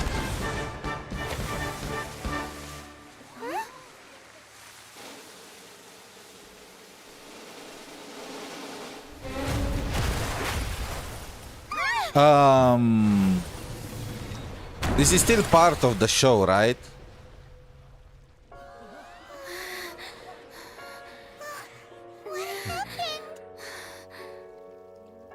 Oh my! Oh, one of them is actually dead.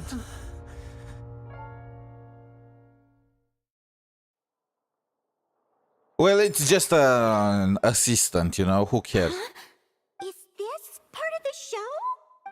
Mr. Linney, you're going to use magic to fix the stage now, right? What happened? Oh no. Maybe this isn't part of the show. The girl was still in that box, right? This performance is over. Medical staff with me. Guards, secure the scene and detain all the performers. Seal the exits. No one is allowed in or out at this time. Yes, that's right. If this was just an accident, then we must investigate the cause. But if this was all part of some scheme, then those accountable will not escape the judgment of the God of justice. It feels like New Villette is the brains and Furina is the show. Of this soon enough.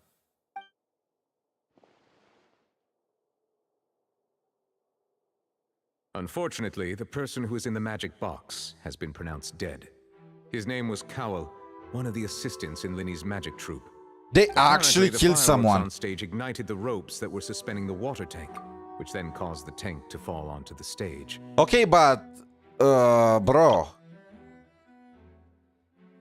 No, I'm pretty sure the person in the magic box was the girl. Huh? What happened to the girl?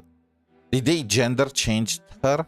As of now, we are still not sure why we found Cowell in the box, rather than the guest from the audience. Okay, it makes sense. It was part of the performance. He put Cowell in the box like a replacement for the audience member. And after an initial search of the area, the guards have confirmed that the girl is nowhere to be found.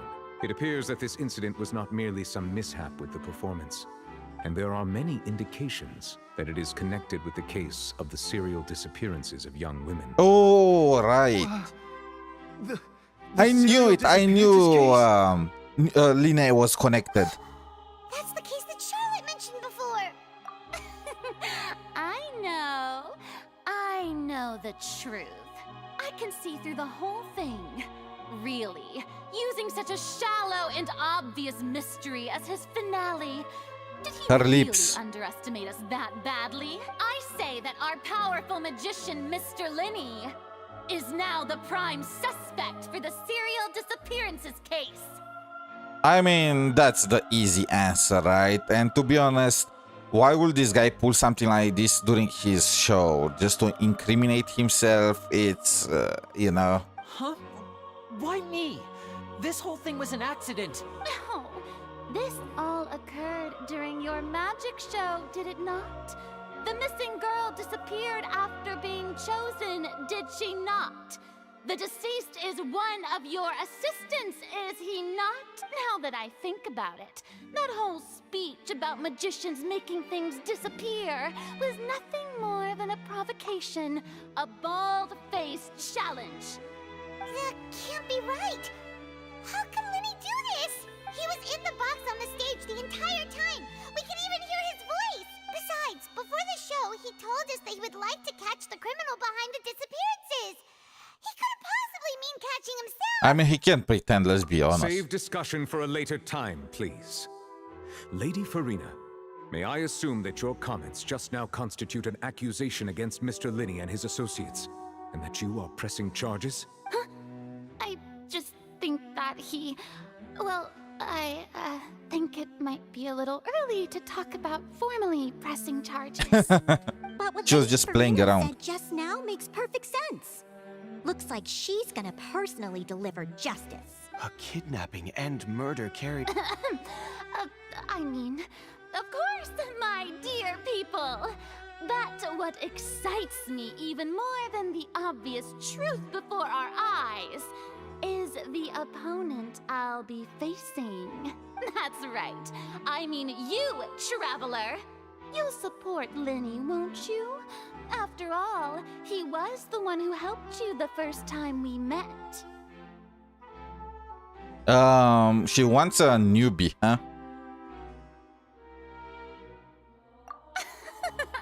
Then there's no problem at all. You know, the Traveler and I already had a duel the first time we met. Did we? But with Linny's help, our little duel ended in a draw. Was it a draw? You kind of got owned. Draws really are the most boring possible outcome. So, no more draws. Between the two of us, there must be a clear winner and loser. And what better place to hold such a riveting showdown and decide the true victor than here, on the grandest of stages, the Opera Epiclese. It wasn't a draw. She obviously lost last time. And you know what? I Paimon gets a understand. pass now. Charges have now been pressed, and as such, a trial is in order. Well, Traveler, seems Lady Farina has set you in her sights. But putting her dramatic rhetoric aside for a moment, I would like to ask you, are you willing to act as Mr. Linney's attorney and defend him in His this hair case? looks like a peacock's head feathers. Very well. The trial will be held a day from now in the Opera House. Both sides may investigate the scene to build their cases and search for the truth. Linney and his troupe are all potential suspects and shall remain within the Opera House. The audience may begin to leave in an orderly fashion once they have been cleared by the guards. A day isn't that long. Let's see what kind of case this big shot Outlander can build in such a short We are amount of gonna time. destroy her. I'm really quite looking forward to hearing it.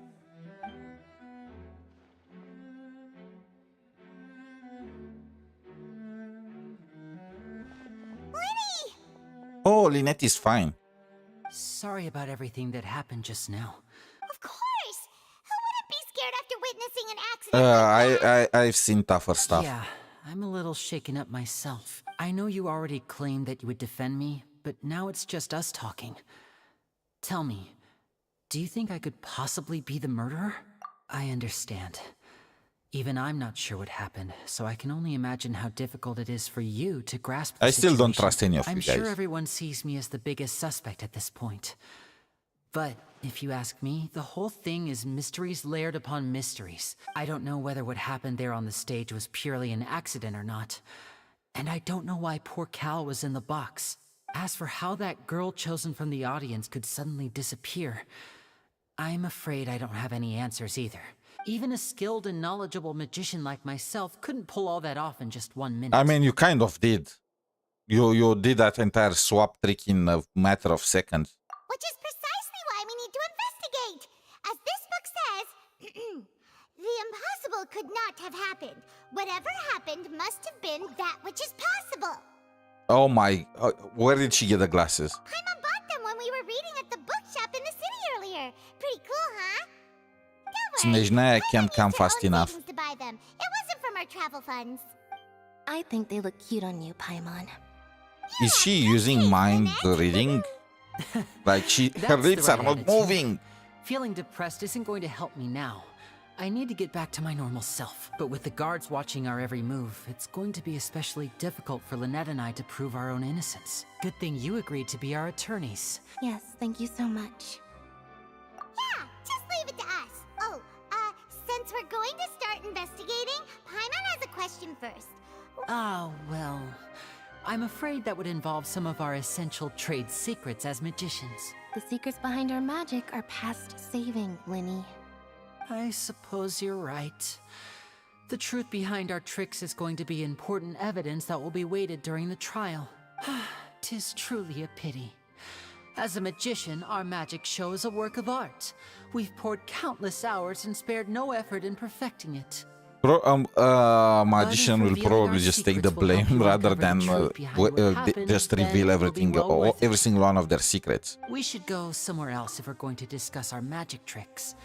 We'll go speak with the guards, and in the meantime, you can go investigate the stage. It's and the like seating areas. you might be locked for like 20 years, but if you tell them your secrets, you are just out of job and you're gonna beg for the next 20 years.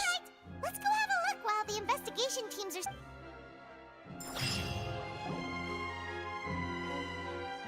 Hello, officer. How's the investigation going? I see. You must be the traveler that Lady Farina mentioned. Listen, I'll be perfectly honest with you. Oh, this guy is a nice guy. In this whirlpool of a mess, if I were you. Huh? Come with me and you'll see. The deceased is one of Linny's assistants, named Cal. Even though he hadn't joined the troupe long, he was hardworking and everyone generally liked him. The assistants are usually in charge of setting up and inspecting the props. As you probably saw when you were in the audience, the water tank suddenly fell and smashed the box with Cowl inside it. This is the real mystery. We've already searched the scene and were unable to find Look at any his traces of body the girl. shape. However, if you look carefully, the box was positioned directly under the water tank. The ropes holding the tank were then burned by the pyrotechnics on stage, causing them to snap. All these factors lining up so perfectly makes it hard to see this as a mere accident. If anything, the more logical explanation is that the whole incident was intentionally planned, and Linny is the most likely person to have access to all these areas. But he doesn't have a motive. Are you both good friends of his? Well, you can't say we're good friends, but we've known each other for... So in just a short time, he was not only able to win your trust, but even convince you to act as his attorneys. Yeah, I am as shocked about this entire development as you. Now, to be honest, he did not convince us to act as his attorneys. We kind of got thrown in this position because of Farina. And he does not have my trust either. I mentioned about how I'm still not sure if he is or not the murderer. So it's like both of these things are definitely false. I know there's no such thing as magic. I've seen a lot of cases, and I can tell you that people are the least reliable kind of evidence. That's true. So, I agree with this guy. Tend to be pretty straightforward. Just know that I'm warning you for your own good. Anyway, you may investigate the scene of the crime yourselves if you're curious. Who knows, maybe you'll be able to come up with some new evidence.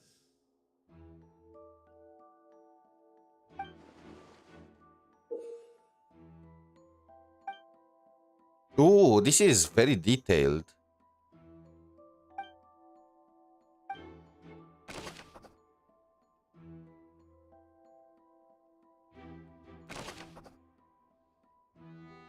Well trusted, assisting the show, keeping the crowd engaged.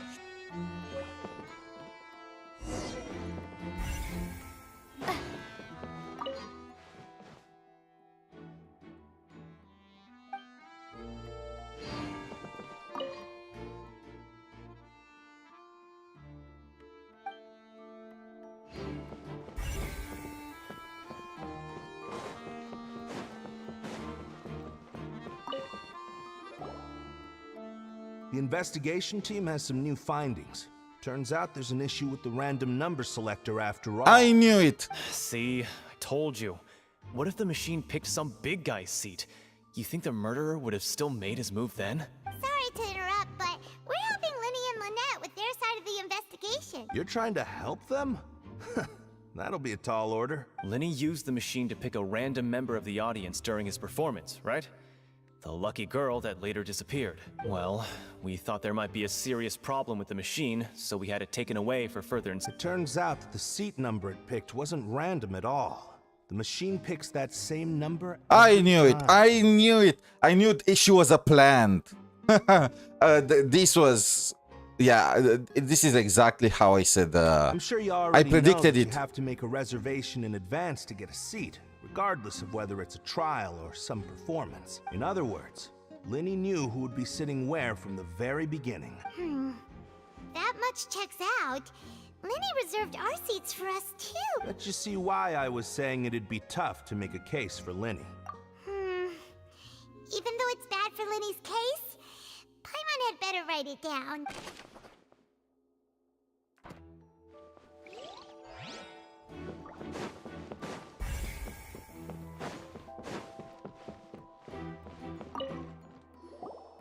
So this is the rope that broke and caused the water tank to fall. The rope looks pretty durable. How can it be burned through so quickly by With the pyrovision. Why are you suddenly so serious, Traveler?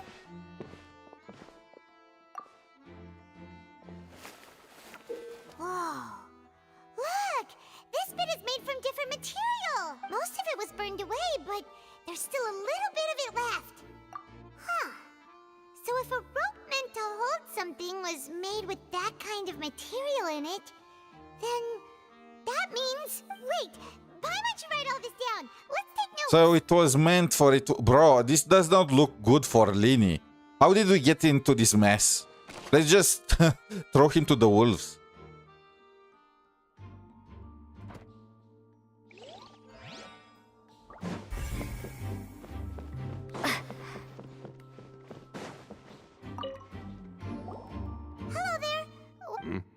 Oh, this location has also been cordoned off because the Magic Troop members are currently considered prime suspects. The seats were all booked in advance, so we were able to deduce the missing woman's identity by checking the guest list. Sure, it's not like this is confidential information. We will publish it later anyway when we petition the public to help us find the missing He looks person. so tired. Her name is Halsey.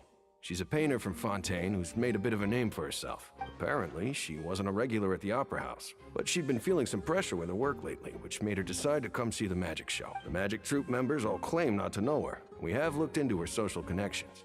It seems that she has no personal grievances or conflicts of interest with the suspects. Simply put, she wasn't related to the Magic Troop at all, which matches the features of the previous serial disappearances. Were the victims of previous cases also chosen at random? That's how it seems to us, in any case. Apart from the fact that they were all young women of around the same age range, there really weren't any other connections between them. Linny is a pervert. No need to be so formal. It is of utmost importance that we...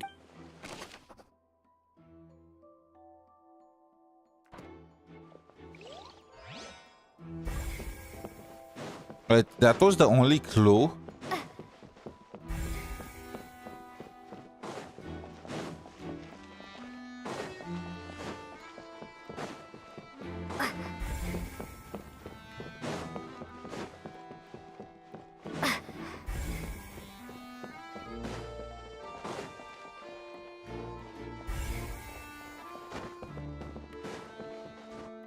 Oh, the initial box.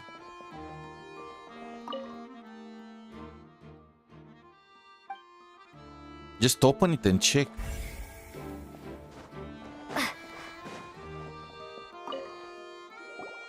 I see that you're investigating the area. Well, it just so happens that I'm interested too. If you find any new and interesting leads, be sure to share them with me, all right? We don't have too many thoughts yet. Our heads are empty. Then why don't I tell you my hypothesis first? The thud?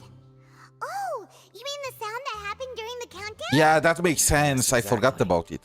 It wasn't terribly loud, but I suspect that most people heard it. It's just that everyone was awaiting the results of Linny's trick with bated breath, so no one paid it much mind. But now that the incident has happened, the thud has become an important clue. That makes sense. So, what do you make of it? I'm of the opinion that it may have been the sound of Linny's accomplice. Lynette, perhaps. Jumping atop the water tank or something like that. Why would she do that? When the pyrotechnics went off, she cut the rope, sending the water tank crashing down. No, we already know about the rope thing. Wasn't the noise we heard too loud for that? Perhaps the balance wasn't right, leading to a particularly rough landing. Oh, that's true. I suppose I must reconsider. That does remind Paimon, though. What was with that sound?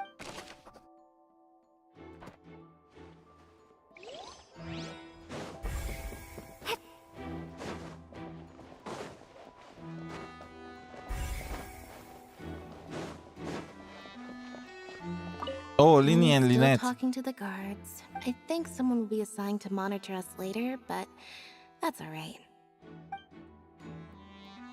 Linny's still talking to the guards. It seems he'll have a lot of explaining to do. She does not seem so bothered about this at all.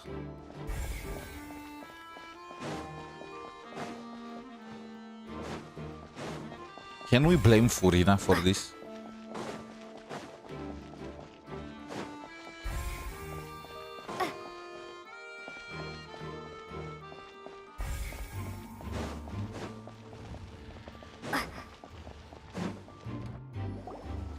Hey, you! Yes, both of you! Over here! I've been keeping an eye Navia. on you for a while now. Huh? You mean us? Paimon still has the glasses. If I'm not mistaken, you're also among those who wish to cut down the thorns and pursue the truth. No?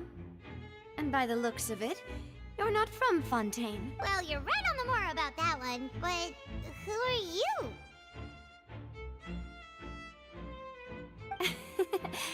Have you never heard of the Spina di Rosula?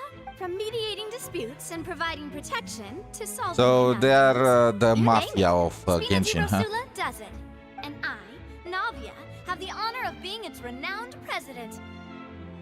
Though those who play by our rules call me boss. I'm Silver, her attendant. Pleased to meet you. And I'm Melus. Demoiselle's various daily needs and affairs. Oh, he is Alfred for Navia. Boss? Demoiselle? What gives with the names? Well, I am the second generation president. Malus and the others are still used to my previous title. My apologies, Demoiselle. Should you prefer, boss, I will endeavor to use that instead. No need. You don't have to call me boss. Just Navia is fine. Okay, if you say so. Not that we're members of Spina di Rosula anyway. All merely trifling details. Never mind. Now, back to the situation at hand. That's right. I've always kept an eye on the serial disappearance cases. My interest stems from a matter back from my father's time. Judging from the look of things, I find Linny an unlikely mastermind. Really?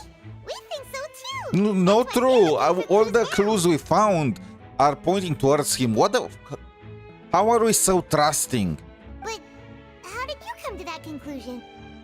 Going from Rover, who has serious trust issues, to this is quite the change. Intuition, naturally. My unparalleled intuition. Remembrance was quick to point the finger at Linny without any decisive evidence whatsoever. But that's not uncommon for her. If you remember, the Justice had to interrupt her and ask if she was pressing charges just to keep her from getting carried away. Anyway, a trial begins the moment someone levels charges. And, of course, there was no way Farina was going to back down in that situation. They really don't treat her as the Archon. Sounds more like you just don't trust the Hydro Archon. Well, what's your opinion?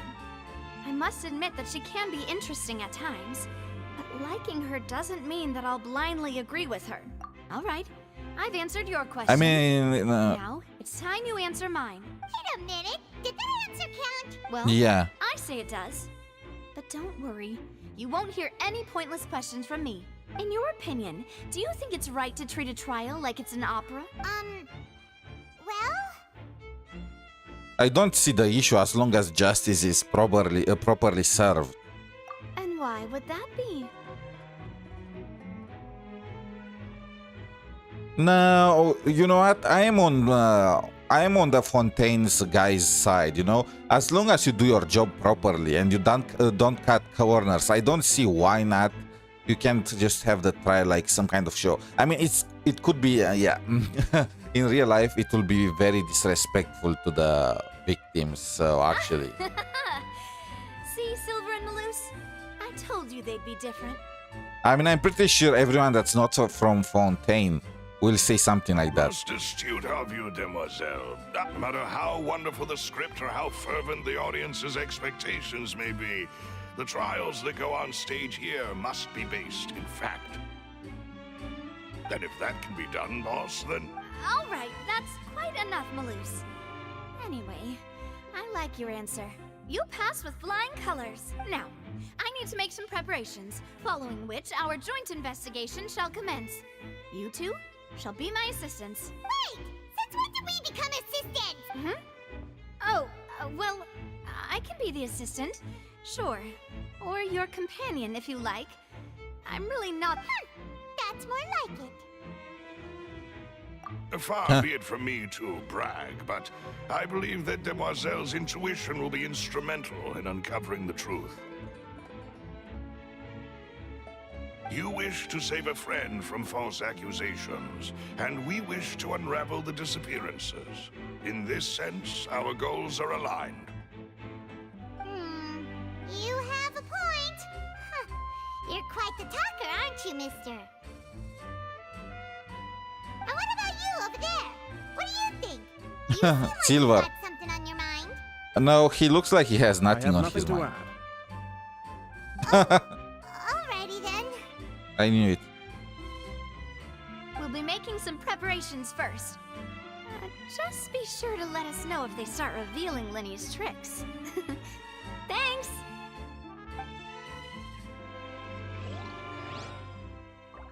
I feel like it's disrespectful too. I mean, it is a serious case after all. So, let's see how Linny did everything that he managed to do.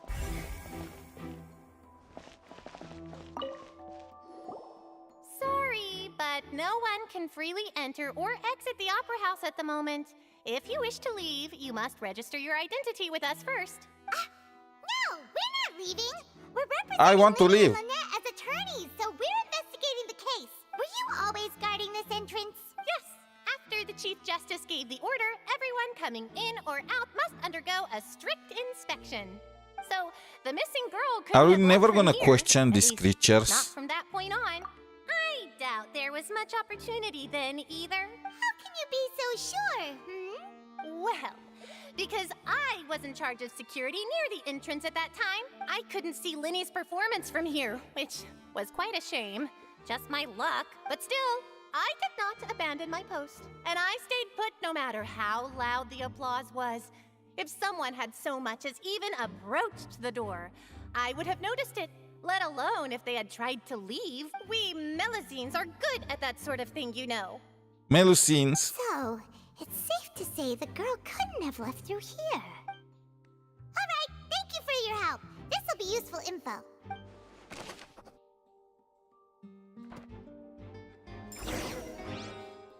We've checked everything of note here at the performance venue.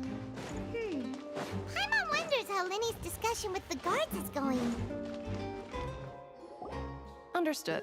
Then I will be going with you. Just so you're aware, I will be monitoring your actions and making notes as necessary. Very good. Thanks for being so agreeable. I'd pull a rose out of my hat as a gift for you if I could.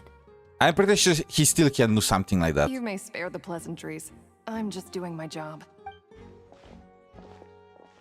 You've arrived.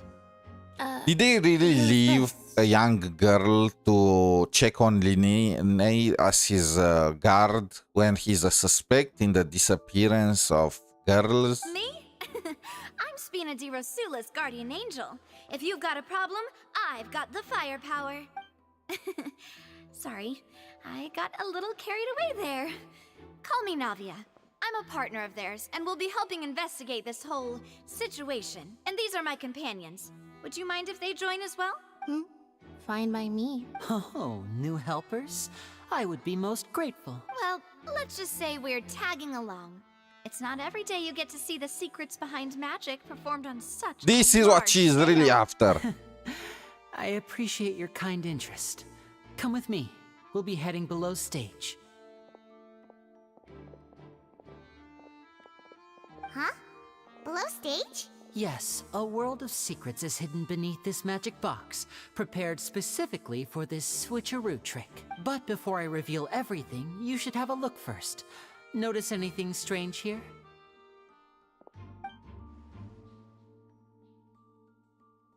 There is a tunnel I'm not trying to be under the dramatic. box. Remembering the details of a trick will help you understand the methods used to perform it more easily. Huh. Weren't there balloons and other decorations here? Where did all that go? Ah, good eye. That said, you're still far from discovering the answer. The back? You mean the inside of the door? What's different about it? Paimon didn't notice anything. Very good indeed. I thought you might not be able to catch that, given that you were sitting in the first row. The back of this door was patterned. Those patterns are now gone, replaced by a smooth wooden board. So, if you put 2 and 2 together, what do you get? Exactly. All right, let's go. I'll tell you how it works as we head down. So there is a box inside the box. Oh, so there was a passageway under the magic box! I knew it. I freaking knew it. It's just more mechanical. So I was having like some kind of boomer mentality. So what happened was there were 2 boxes, right? The box went down.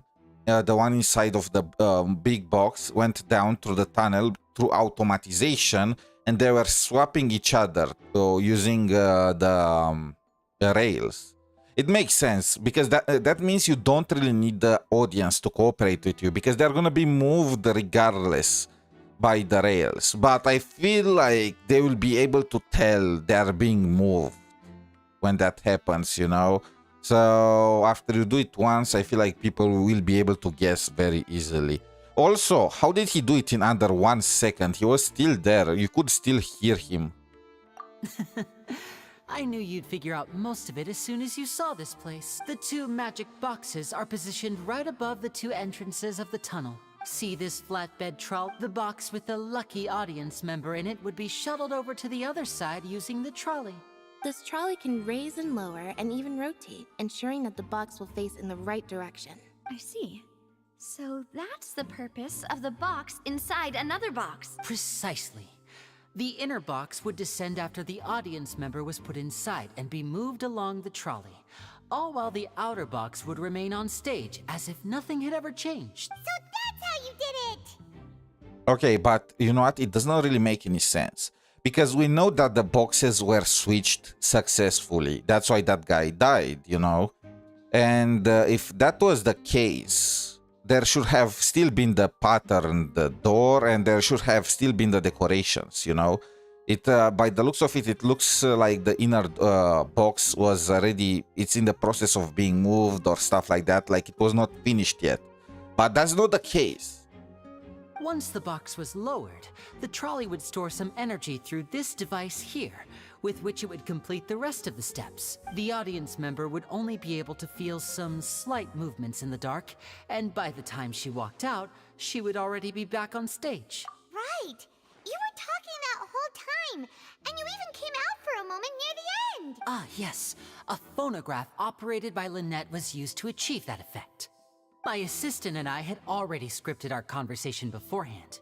When the countdown began, I had already gone to the opposite box via a tunnel using that ladder. Okay, so... And what about Lynette? Where was she? Wait.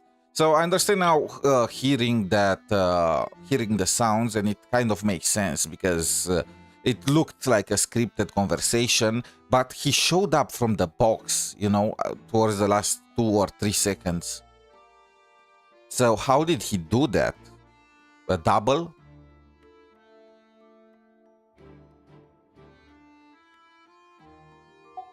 I was in the mezzanine space in the back of the box.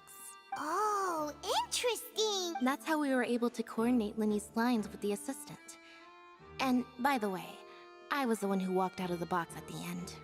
I mean, we are twins. All it takes is a change of clothes and no one can tell who's who. Are people blind? How exactly are you gonna make her look like? I feel like people would be blind to confuse Lynette for Linny. And how are they twins? She's a cat girl. And that's my favorite part of this trick. Only Lynette and I can perform it. So it was a double, but I feel like it's kind of... So that's how it all worked! Wow! Every detail you revealed was more amazing than the last! Not true, really. It's a very simple trick. I already guessed 90% of it beforehand. Lynette would briefly walk out of the box and then go back in, jumping into the tunnel and escaping before the box on the trolley could finish ascending. And then I walk out of the other box in the audience area, and the trick would be complete. But as you saw, Cal was in the box, not our audience member. She, on the other hand, mysteriously vanished. We really don't know how that happened. If not for that interlude, this would have been an astonishing trick. I probably never would have figured out how you pulled it off. I feel like these people are not that bright, huh? And yet, to think that someone was able to use this magic trick to commit a crime. Could we have a look around? I think we can come up with some more leads. I guess it is like in the medieval ages, even though they're kind of having gears and whatnot, not have this steampunk look, but they are kind of backwards in terms of entertainment. They probably did not watch Detective Conan or anything like that, you know? This is the scene of the crime, so Linny and Lynette are not permitted to stay here. Yes, of course. No need to be so strict now. I won't disappear into thin air, you know. 5 minutes later, he will. Thanks, everyone. We're counting on you.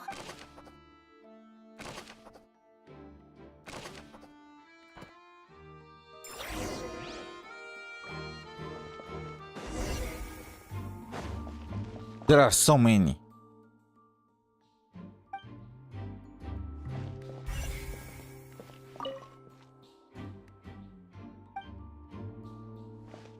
It's kind of disjointed though. Looks like a hook tied to the end of a rope. Huh? There's all kinds of odds and ends here. Perhaps it was a prop for a different trick. But why would it have been left here? Whatever it is, let's make a note of it first.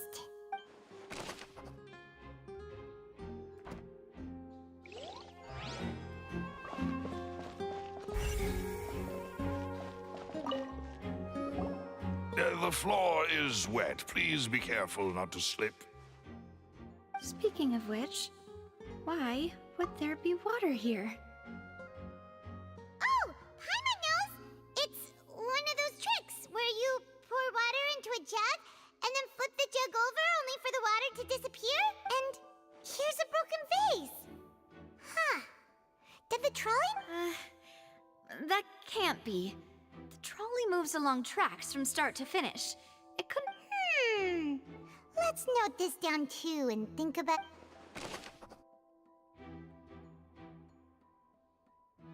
I mean, there are people moving back and forth through this tunnel, so I don't see the issue. Oh, these are the clothes that the lady chosen from the audience was wearing, right? Okay, now this is a clue. The clothes are here, but she's nowhere to be Where these are? Okay. These are not her clothes. Lini didn't mention the guest having a wardrobe change. Yeah. And do you really need to do that if you're kidnapping them? Ugh. What happened to the glasses? Paimon doesn't want to be a detective anymore.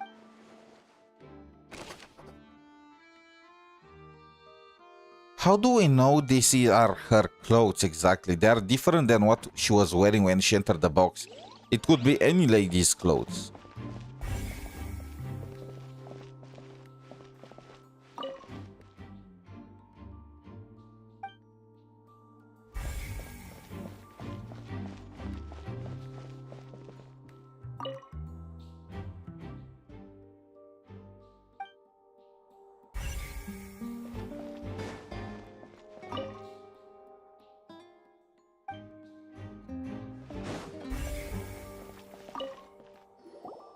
What is this place? It seems someone could fit. Could this have been the suspect's escape route? Alone, perhaps. But if they had to pull another person with them, this space would be too narrow. But there are no other ways in or out of here. Oh, you're right. Let Paimon write that down.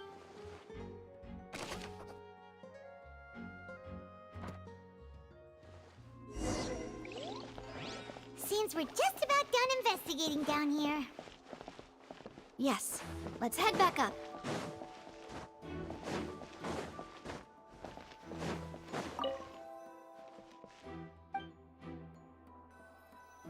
How do I get out of here? Okay.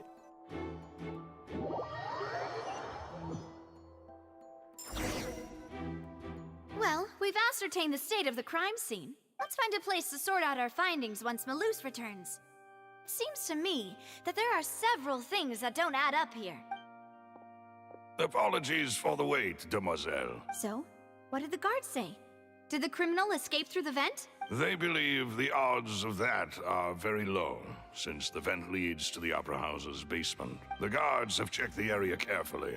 No one left through the basement during the performance or after the incident, and no one was found hiding. At least they did not went with the cliche vent escape. So the tunnels become like a secret chamber then. You know, like the kind you usually see in novels. The plot thickens. The plot thickens. Halsey's disappearance and Cowell's death are both quite inexplicable. No wonder Farina was so confident in her accusation. All the current evidence points toward Lini and Lynette. I mean, she did not have all this evidence beforehand. She was just saying it at random to create suspense. Things are just falling in place for her, though. In other words, the charges are very likely to be upheld unless we make some considerable progress. Charges and then trial. That's right. This is how a trial goes in the Opera House. During the proceedings, the Chief Justice and the Oratrice will hear statements from both sides. That's right. This is how indemnitium is produced. The statements from both sides, the defenses from attorneys, witness testimonies, and even the audience's emotions will all be projected on the Oratrice. I mean, that now it makes sense why they treat trials like opera, you know, like performances, because they need the feelings, the emotions of the audience. Simply, it's as if the Oratrice has its own will and is a judge in its own right. This also precludes any kind of favoritism on the part of the Chief Justice. Not that this has ever happened anyway. Once both sides have finished speaking, the Chief Justice will make his final decision. This, too, will be used by the Oratrice as a reference. Then, finally, the Oratrice will be consulted by officials. The result it returns is the will of justice itself. How exactly did she manage to build the Oratrice? So that machine is the one that actually decides? Paimon thought Neverlet called the shots. In practice, there is very little difference. Both have always come to the same judgment. which is why people have great faith in the Chief Justice. Ah, yes, the guards also asked me to convey that none of us will be allowed to leave this place before the trial. Huh? Why? Because we've chosen to act as the twins' proxies. That makes us persons related to the case. I mean, it makes They're sense. concerned that we might be colluding with outside parties, or that we might find outside help to disrupt the case. Yep, Even it makes if that were sense. not so, it could prove problematic if we happen to spread key information about the case ahead of time. I'm ready to break out at any time. Whoa, there's no need for that. Let's break out. I have a point. That said, are they providing food? Of course. I just hope you don't mind the lack of options. I'm afraid that catering to all tastes is not in the cards, nor... In that case, let's just sort out our findings together here. I mean, what better way to properly think through our findings than over some tea and sweets? Huh. Breaking out suddenly doesn't seem like such a bad idea after all. Let's break out. Just kidding, just kidding. Paimon will still do her best, even if there are no snacks. I don't trust her. What do you mean, no snacks? Of course we'll have snacks. Huh? Here? But how? Understood, Demoiselle. Everyone, please come with me.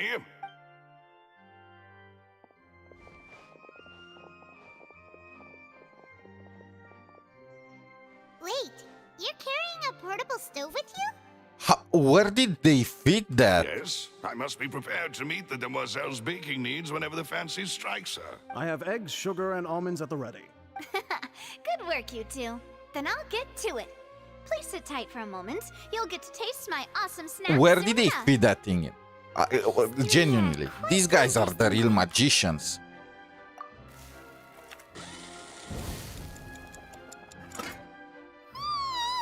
And Paimon thought it Are these macarons? still in the oven. Oh, it's even better now. From the way you had these two guys carrying all that stuff around, Paimon thought you'd have them do more during the baking process. But you ended up doing the entire thing by yourself. I was applauding. And I was giving encouraging smiles. Paimon was just thinking, aren't you worried about getting your fancy dress dirty beating egg whites and baking like this? Well, I don't think it's carved in stone anywhere that fancy ladies can only read books, sip tea, ride horses, and play the piano. I just really enjoy making snacks. Don't underestimate beating egg whites, by the way. It's a real arm workout. You also need to beat them to just the right consistency, or your macarons will crack. Anyway, give these a try, fresh out of the oven. Only 3? Well, eating too many sweet treats might send all that sugar to your head. You wouldn't be able to think clearly about the case on a sugar rush, would you? Tea is ready to be served as well. This is Demoiselle's favorite, strong black tea with a floral Yeah, right. fragrance We're that eating in clears front the of these mind and guys. lifts the no need for concern. All right then. Down to business. However, we can assume that Linny and Lynette were not alone within it. Some criminal also occupied its sealed confines. The magician twins could have committed the crimes, of course, but they lack any logical motive. To be honest, the crimes themselves kind of lack any logical motive. Exactly. Why would they do such a thing right when everyone was watching? The flower vase and the thud we heard during the performance could indicate some altercation between Halsey and the criminal in the tunnel. Okay, I'm just gonna say it. Cowley, that guy that died, was the criminal. He was the one, wasn't he? He fought with the girl, the vase broke, water on the floor. Not sure why the girl disappeared, but the guy got pushed inside of the trolley, inside of the inside of that thing, inside of the box. He ascended all the way upstairs. He did not want to exit because he did not want to show himself in front of the audience because they will have caught him then. And then he got squished. And it kind of makes sense because Genshin usually tries to only have the bad guys as victims, you know? They kind of changed that in Natlan, but before that, they were pretty consistent in only letting casualties happen to bad people. Resulting in the shattering of For the the vase, most part, the there are discarding exceptions, her of clothes, course. And her abduction. Perhaps the criminal thought that since she was chosen from the crowd, she would be too easy to identify if she was still wearing the same clothes. How would she convince? Paimon thinks that makes sense. trouble is. True. None of the clues we found thus far support the existence of this third person, but the only people left to consider are both technically victims. Whether it's the missing girl, Halsey, or poor Cowl. Huh. Could Halsey have secretly made modifications to the magic props in order to murder Cowl before making her... Yeah, Cowl knew about the magic trick. He was Lini assistant. That's right. And even if she had tampered with the setup, she would need to understand the entire trick to pull it off. Nor does she have any motive. The guard said that she has never had any dealings with the magic troops' Were we not thorough enough in our search? From the sound of things, this is turning into an impossible case. Your macarons are amazing though, Navia. They smell great. They're nice. She just changed the subject to food. Sweet. Typical Paimon. They are my specialty after all. And I see you've already had 5 of them. She said 3 for everyone. Paimon! What? 5?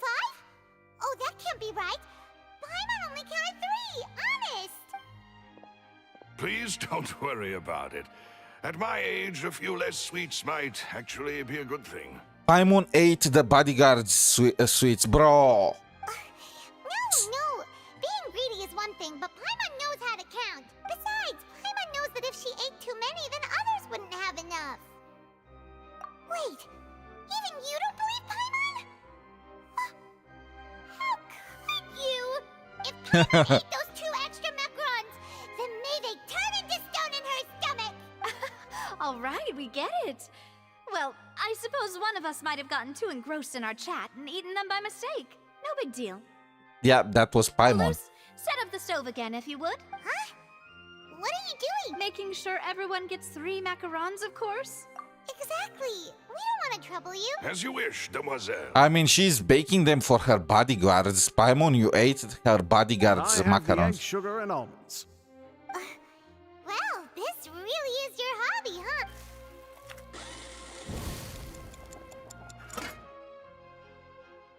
Well, that's it for snack time. I'm going to have another look around the area. I don't know what we're looking for yet, but we've still got some time. It would be awkward if you got all tongue-tied on stage during the trial. Alright. Is this like a flag planted for Furina? It was nothing. A small task for the Spina di Rosula. Silver, Malus, it's time to go. I'll be back if I find anything new.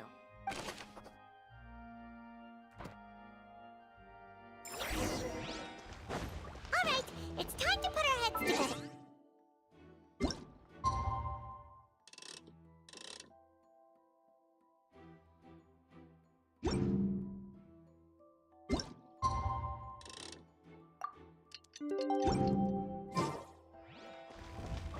Oh, following day.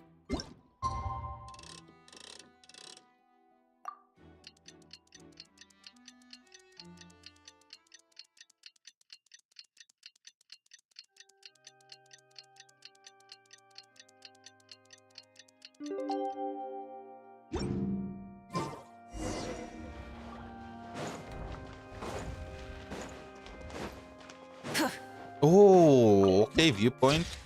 Nice. There is nobody here.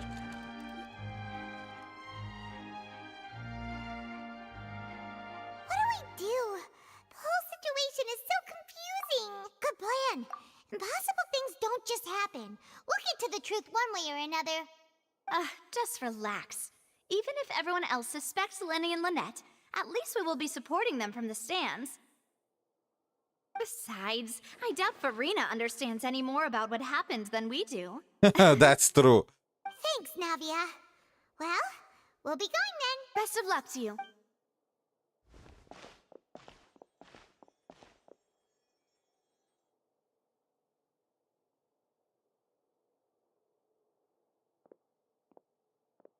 Ah, finally, you're back. Well, how did your investigation go?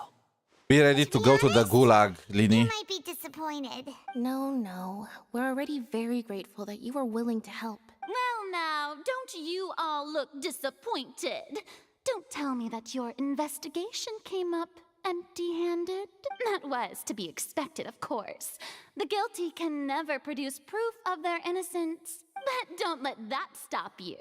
I shall be terribly disappointed should you, my most anticipated foe, concede Furina needs correction. Since both parties are present, I declare that the trial regarding the magic show incident is now in session. Firstly, in order for the audience to understand the causes and results of the incident, could we please have Mr. Linney explain the trick?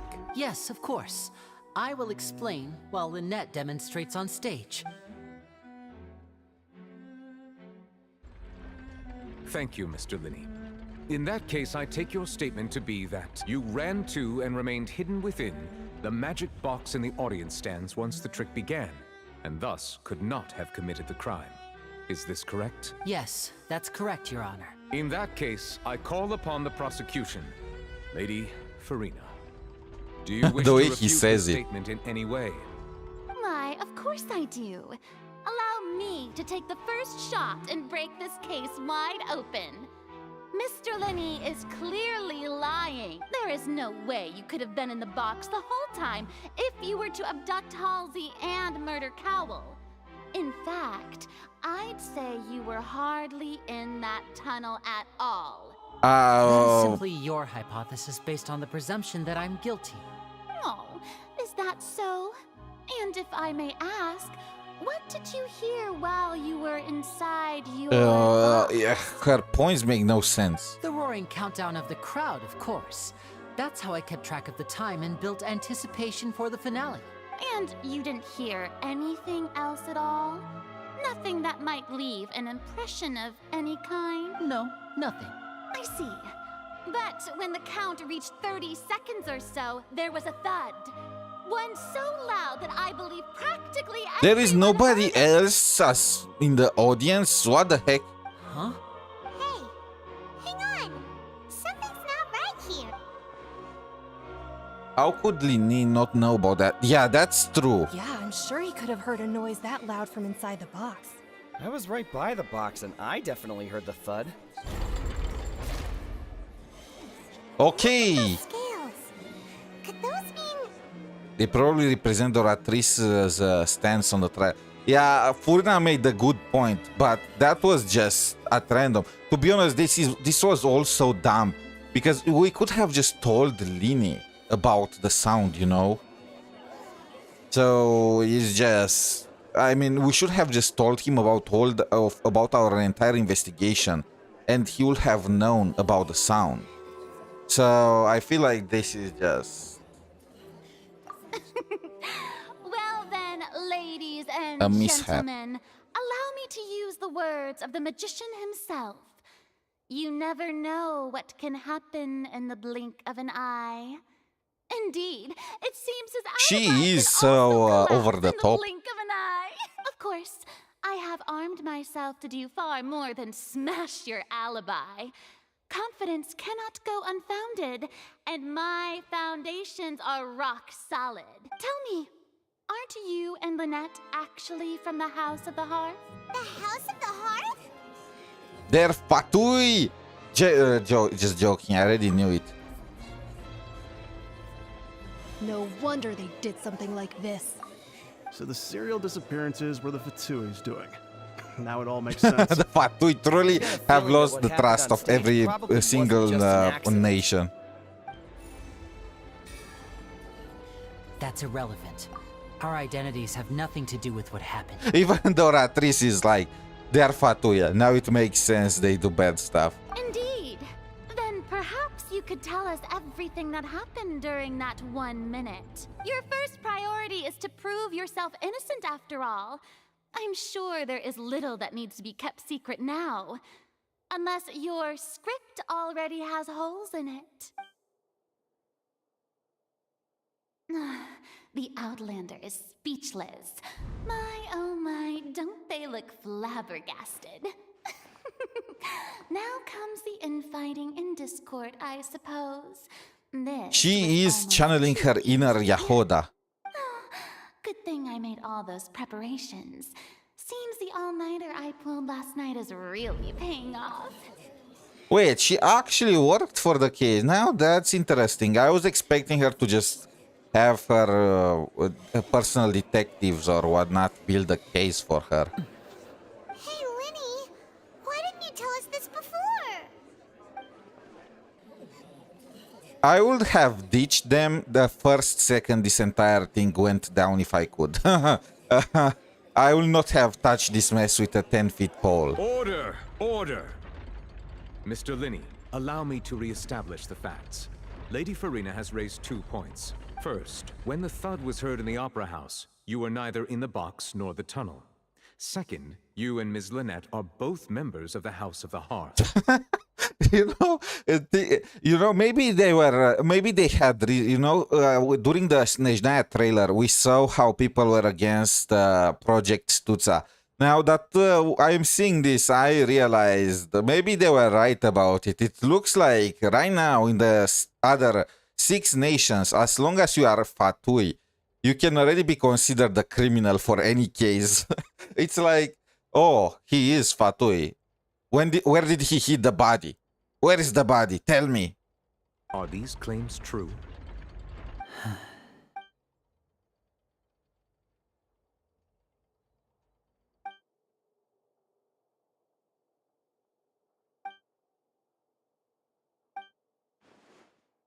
Please answer my question, Mr. Linney. I'm sorry. Yes, they're true, Your Honor. Okay, I'm out. Bye. Okay, this goes down and down. Well, that's it. We might as well move on to the sentencing already. What should we do now? Granted. My client has withheld some key information. My defense cannot... Oh, wait! I'm actually impressed. I was thinking, like, even if Linnea did all this, he was nice to us, so I'm just gonna keep defending him and whatnot. But no, we are actually ditching him. Okay, you know what? Oh, bonus points from me for this. In that case, what is your request? Is that really necessary? They're already as good as guilty. Okay, maybe I'm taking back my points. I'm only requesting a pause. What is there left to discuss? Order! Your request is reasonable, and we shall adjourn. This trial will reconvene in 1 hour. So you would stick to Mr. Linney's defense even after knowing what you do now? You certainly have more professionalism than I thought. If this was Rover, he would have already stabbed his sword through Line. Just joking, but I feel like the Genshin Traveler is way too trusting of others. Like, this is both a quality and a defect for me, you know? I like more human characters. And this trust is abnormal. In that case, my dear audience, let's allow the joy of victory to steep for a little while longer. I mean, just imagine the situation, you know? Rover reaches Mengzhou. He meets these 2 guys. Then he meets one of the one of the Fraxidus. To be honest, he will have not he meets Scar. We will have already started fighting. I still don't know how we are so good friends with Child. Like, did I miss any story quest for him? The only things I know we did together with him was he tried to sink Liyue, to destroy Liyue. He summoned Fatui to fight with us. He tried to kill us. After that, we did his story quest where we helped him. We covered for his brother. But I feel like that's reason for him to trust us, not for us to actually trust him. Like, are we really just gonna give him a pass because he has a family? Everyone has a family. I don't get how we are so good friends with him now, you know? So, in the first things first, Rover will have attacked Child right away. And if it turned out like this during the sentencing, he will have believed all of this was just a Fatui scheme. To be honest, I don't even know if he will have been dragged in this entire attorney kind of thing, but he will have taken it all as a Fatui scheme, and he will have probably ditched Line, or he will have given him an ultimatum. Tell me absolutely everything. The second I hear a lie, you are toast. So let's see how the Genshin Traveler is gonna act now.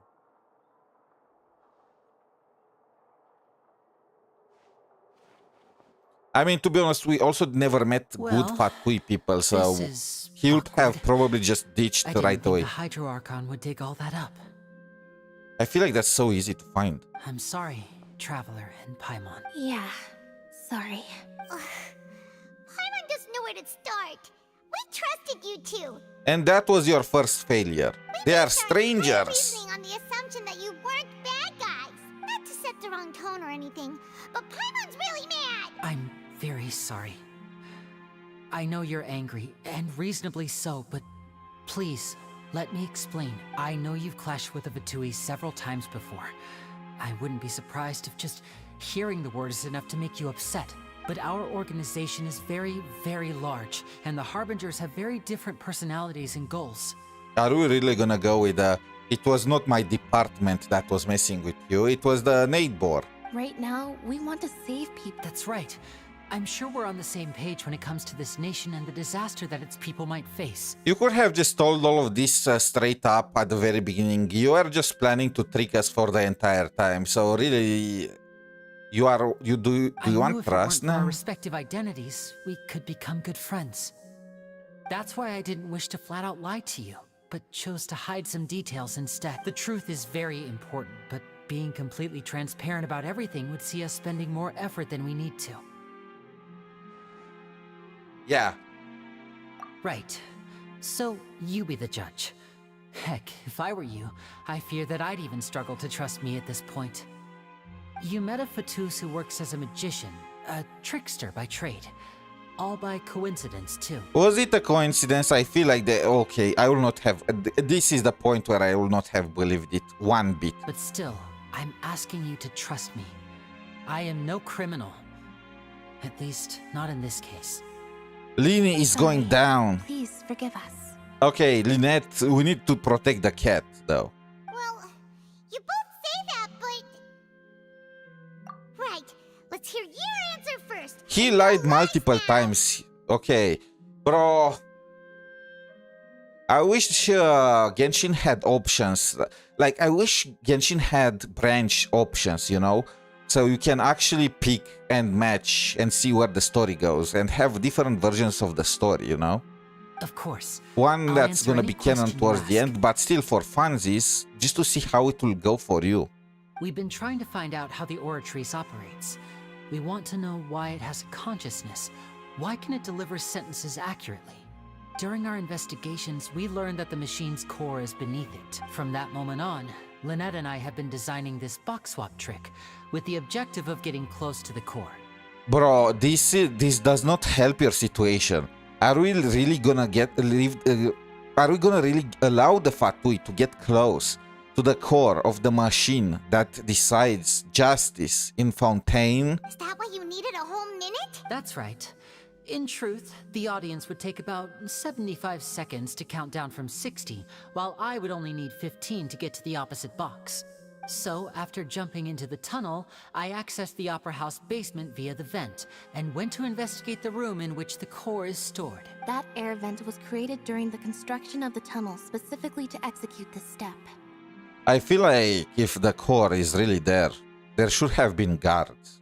Are we really not gonna protect the core of the most vital machine in the entire Fontaine? Well, nothing.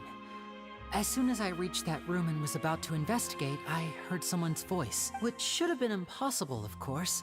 I was quite certain that I was the only one in the room. That voice seemed to recognize me and tried to speak to me. On the way back, I saw the broken vase and the clothes on the ground, but the countdown was almost finished, so there wasn't time to give it any thought. After that, the homicide occurred just as you saw. Well, that explains why you didn't hear the thud. Because of that prophecy I told you about, of course.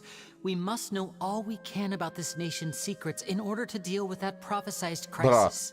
Bro, I will not have buy this ever, like the Fatui. Oh, we must know, we are the Fatui. We feel the need to know everything about and all the secrets of the nation. Of course, it is just to protect it, you know. We do need the Gnosises, that's our mission. And we only did bad things wherever we went, but you know what, this time is different. So how about you help us find out all the secrets, everything that's hidden and whatnot, you know? Bro, just how gullible can the traveler be? That's the only way we can save everyone. I mean, let's be honest. Just because they are playable characters, they say the truth. Because Hoyo is not making bad characters playable, you know. But if this was genuine, like this, if this was happening as part of, well, quote unquote, in reality, you know, then only a moron would have trusted these guys. So, there you have it. The whole truth. It was never my wish to proceed under this cloud of mistrust either. But like I said earlier, you can be the judge. If you want to leave because you don't trust the Fatui, there's nothing I can do to stop you. Trust is a two-way street. That's how I see it. And by my account, you did not trust us in multiple cases. You did not trust us to tell us you are Fatui. You did not trust us about telling us what you were planning with the Oratrice when we were trying to defend you. You know, Rover was not trusting Lucilla, or at the very least, after everything Lucilla did for him, he was still like, you still need to give me a reason, you know? I have an organization behind me. I still need you to give me a reason for me to trust you, or at the very least pinch the idea to the organization. I can't just use my power for self-interest. And of course, I need to be 100% sure before I risk the students. But here, are we really just gonna go with... Are we really just gonna trust him without any proof? Without any... After he just lied to us multiple times? Well, Traveler, you decide. Paimon will follow your lead however you choose. Oh my god. Oh my... We're actually... This is so... I believe in facts. And the facts are that they lied to us, and in some way they are planning something even worse than a murder. They want to investigate the freaking main machine of Fontaine, the justice itself, with reasons that can, for all intents and purposes, be made up. And let's remember the facts. What did the Fatui do in every region where they went? Mondstadt, the entire let's kill Dvalin plan of the Fatui, stealing the lyre, and then ambushing Venti and taking his heart, his gnosis. In Azuma, the Balladeer, multiple homicides. Then there was Signora, the entire planning of creating a civil war, stealing the gnosis too in the process. Sumeru, literally Dottore, were planning to create a god through Scaramouche, and literally was mind controlling the entirety of Sumeru and all of that. Are we really just gonna trust them? This is insane, and they've been lying to us since the very beginning. This is just insane. Okay, thank you. Thanks for giving us a chance. The current problem is that the scales are tipped pretty badly against you two. The current problem is that if there... Now I understand why there are no truly bad characters in Genshin. Because if there was a truly bad character in Genshin, the Traveler will be dead. We will be freaking dead. Even freaking Dottore had a sense of honor about his word, and he disdained playing lowly tricks, and he was more like lacking morals than being truly evil. If we want to refute the Hydro Archon's accusations, we're gonna need a seriously watertight defense, huh?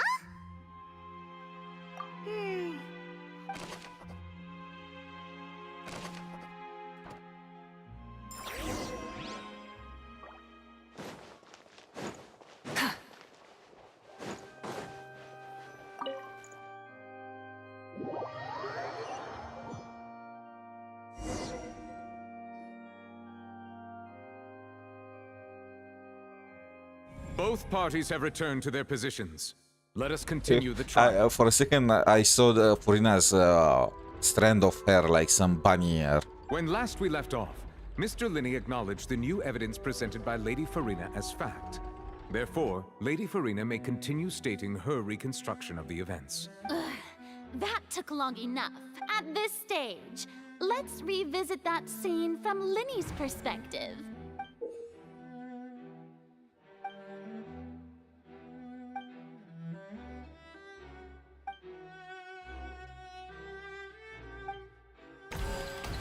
I want to make Line lose. As the countdown began, he entered the tunnel. When the flatbed trolley passed, he opened the box and got into an altercation with Halsey, which caused the loud thud. Okay, but then Line will be aware that thud was heard. He did not realize that the sound could be heard by everyone in the opera house, which is why he claimed earlier that he could I not mean, hear it the makes a bit sound. more sense now. Finally, he used the vase to knock her out, before making her change clothes to prevent others from recognizing her. At this time, Cowell arrived in the tunnel, having heard that strange noise, and caught Linny red-handed. So Linny proceeded to knock him out too before stuffing him into that box. Afterward, Linny passed the unconscious Halsey to his accomplice through the magic box in the audience stands, before operating the devices such that Cowell's death would be ruled an accident. But the thingy was already planned to fall, you know? That aquarium box was already planned to fall. It was already set up to burn and go down. So... And there you have it. That's the truth. So it doesn't really make sense because this would have been just an Does accident. the defendant's side have any objection? The key to refuting Lady Farina is the order of events.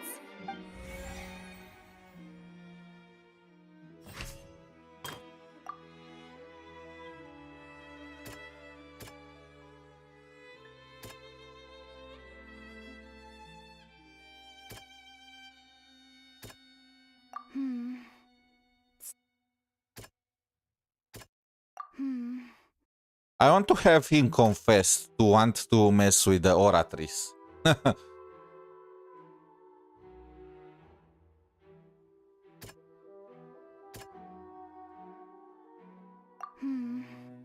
There is nothing here that can refute this one.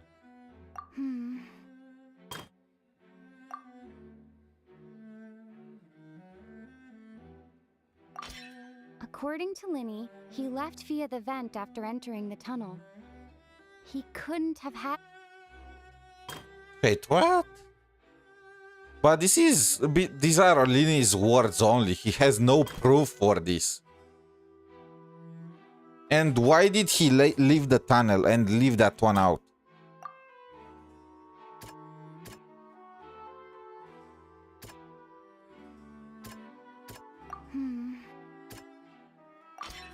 Linny went to the room that contains the Oratrice's core. This is the actual truth. Yes, but we can't tell that to the audience.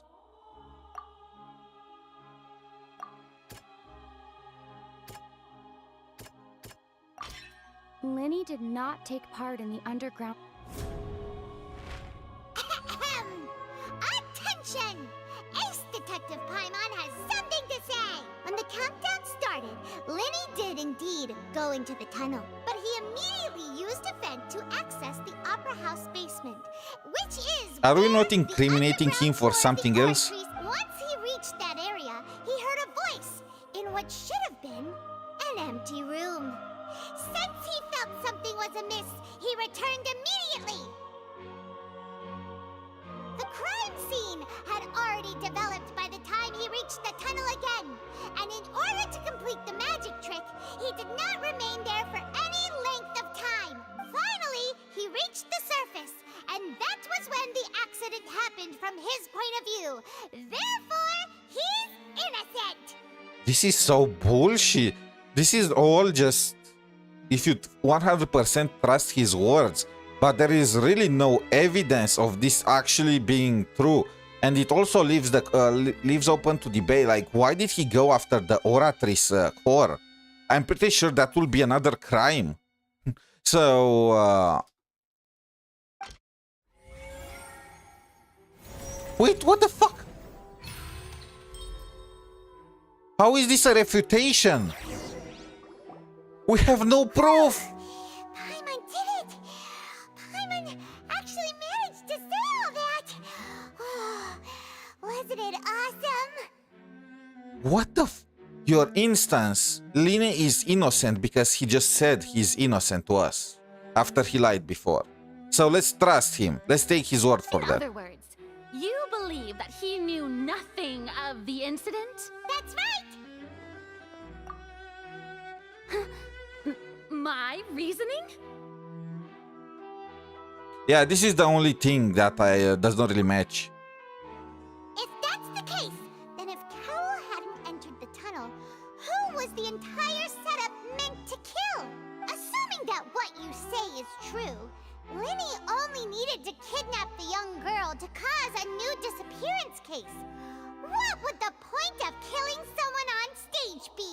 I mean, that's true, but to be honest, she already has more than you guys. Linny not hearing the thud already shows that he lied about being inside the box, so he was doing something else. Maybe she is wrong about who else he was planning to kill or how Cowell died, but realistically, Linny is still the prime suspect. Your entire reasoning is based on trusting Linné's word for it. And did nobody react to this guy planning the entire performance so he can sleep inside the oratrice room? Is everyone insane? Oh, they have a point. That's right, you tell him! And that's why they're partners of mine. Oh, well, your denial is very strident, I'll give you that. But what proof do you have to back your claims? Of course I do. If he had been in the magic box the whole time, how could he have not heard that sound? Why do you ask? You're saying that he wasn't?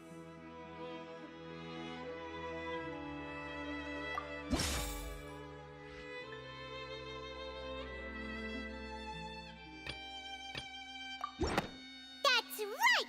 Linny wasn't in the box or in the tunnel. That's why he didn't hear anything strange during the performance. This means that when the crime happened, Linny had already entered the basement via the vent. Okay, bro, this entire thing is bullshit. Furina already gave her reason for Linny not hearing it, not realizing it. When he was fighting with the victim, they were crashing things, and he did not realize that it will be heard by the entire audience. So when she asked him if he heard anything, he only said that the countdown, because that's what he was thinking he should have heard while he was in the box. It's just... The same clue you used to disprove his alibi has now become the best proof! How do you like that? Well played. To think you'd use such logic. Well then, if it wasn't Linny who committed the crimes, then who was it? Okay, bro, all of this was just garbage. Okay. I don't want to complain too much, but realistically, if you just use some basic logic, this entire thing was just a farce to begin with. It's just plot armor. Our defense is we trust Linné's word for it. Like, sure, Furina's entire case from start to finish does not 100% hold water, but ours does not hold water at all. We are all basing our entire defense is Linné said. That's our defense here. And to top it all off, this guy was just sneaking around trying to find the core mechanism of like the secret of a nation. Is that not alarming anyone here? I was thinking that people will go crazy when they heard something like this. What? Linné planning all of this just to investigate the core of the oratrice? How dare he? Blasphemy, stuff like that. But no, they're unfazed.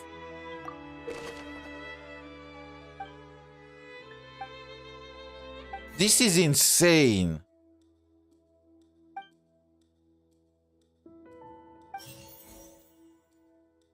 I mean, I know it was Cowell,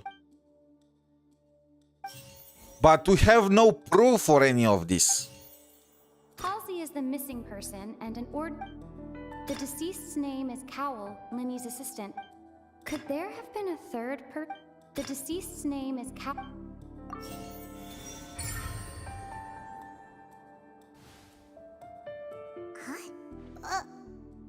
possibility, right? Are you serious? The killer was, in fact, Cowl, the deceased! Oh, is that so? How interesting! Let's hear your reasoning then. What I must do next is recreate the truth. What Cowl did, and how he went from would-be perpetrator to victim. No one entered or left the Opera House through its entrances. The deceased's name is Cowl, Linny's assistant. Halsey's clothing was in the tunnel. The sound we heard may have come from a... It would have been tough for both people to fit into that vent. Linny was not in the tunnel at that... Halsey's clothing was in the tunnel. The deceased's name is... No one entered or left...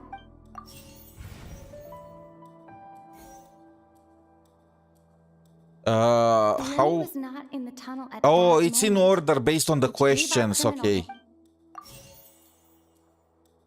It would have been tough for both people to fit into the sound we heard made.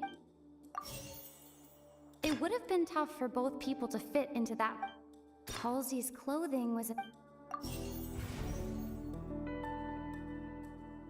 It would have been tough for both people. Wait, what? That's the only clue we had.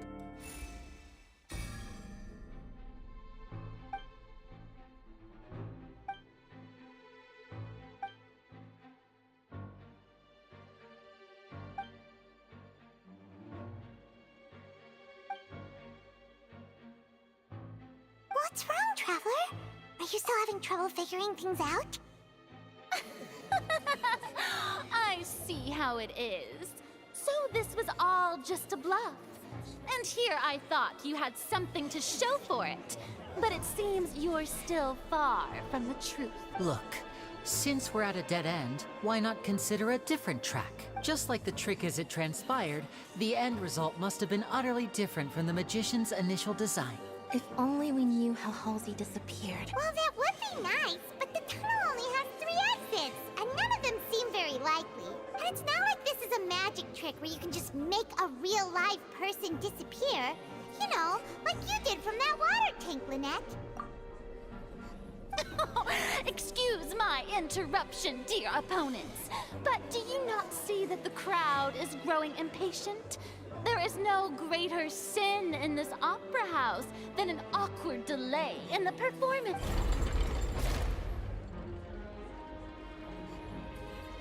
If the defense is unable to make further effective arguments, we will move on to the next stage of the trial.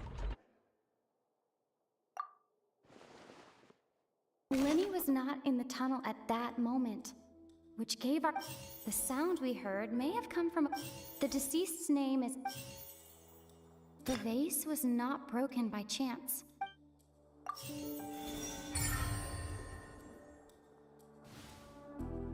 Oh, Paimon gets it! It all comes together if Halsey disappeared instead of being kidnapped. Lynette escaped from the water tank, vanishing gradually and leaving only clothes behind. If there's a similar method where a person could be transformed into water... Bro, this is so bullshit. Okay, this is so freaking bullshit. I am just gonna call it out. You know, this is so forced. Holy how forced this is. They are forcing this logic so hard. They kind of back themselves in a corner, making it so plausible for it to be Linny. But really now.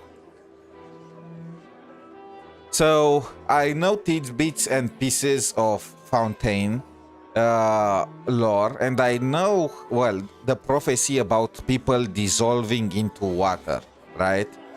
But bro, how is this like an actual argument that you can come up with? My audience, dear audience, the victim just dissolved into water. Just moment, please. I do hope you know how preposterous you sound at the moment. How could a person ever be transformed into water? This is reality we're talking about here, not some magic trick. It's the prophecy. Must we really? I should think that of anyone. Your friend Linny already knows this truth very well. Magic tricks are ultimately just illusions and misdirection. But Halsey's disappearance is very real. Even so, I trust the Traveler's judgment. Are they making this entire... Did Linny plan all of this to attract attention over the disappearing into water prophecy? The truth must be out there somewhere. Perhaps some new line of reasoning may open if we try to gather all the focal points that don't make sense. Since Cal was the deceased, we haven't placed much attention on him. But given that we aren't making much progress with the case, it wouldn't hurt to have a look at his belongings, would it? What do you mean by not much progress? We are not making progress because right now the evidence points to you being the culprit, and your only defense is I just said that I was not in the tunnel because I was planning to sneak around and find about the oratrice. People really do come up with all sorts of harebrained schemes when at the end of their rope. The way I see it, your suggestion that we broaden the scope of our investigation is nothing but a tactic for stalling the trial. Nevertheless, I believe that this is a reasonable request on the part of an attorney. Since the trial does indeed appear to be at an impasse, I believe that additional evidence may help us make more progress. It feels like it's so forced to absolve Linny of any guilt. Guards, please step into the lounge and examine the personal effects of the deceased, Cowell. We are still examining the items, but we have already made critical progress that we feel must be shared with everyone post-haste. We discovered several test tubes of fluid within Cowell's baggage, each labeled separately. The notebook in his backpack claims that these fluids are water from the primordial sea.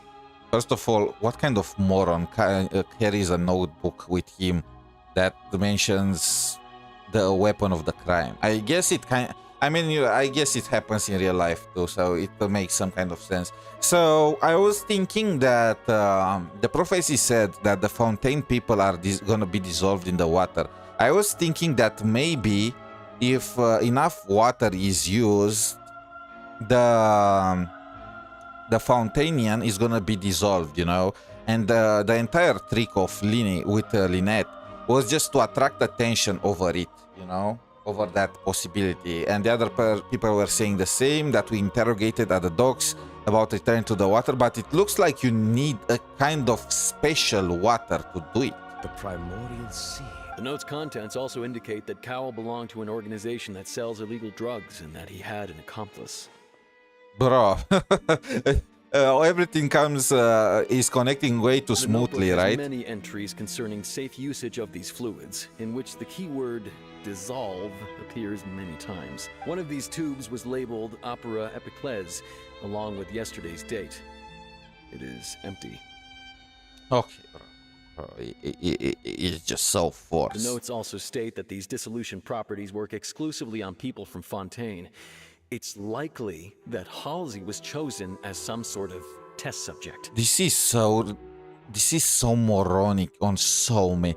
He was literally labeling them with the location, date of the crime, and why didn't he get a tattoo with "I am a criminal" on himself? You know, why didn't he do something like that?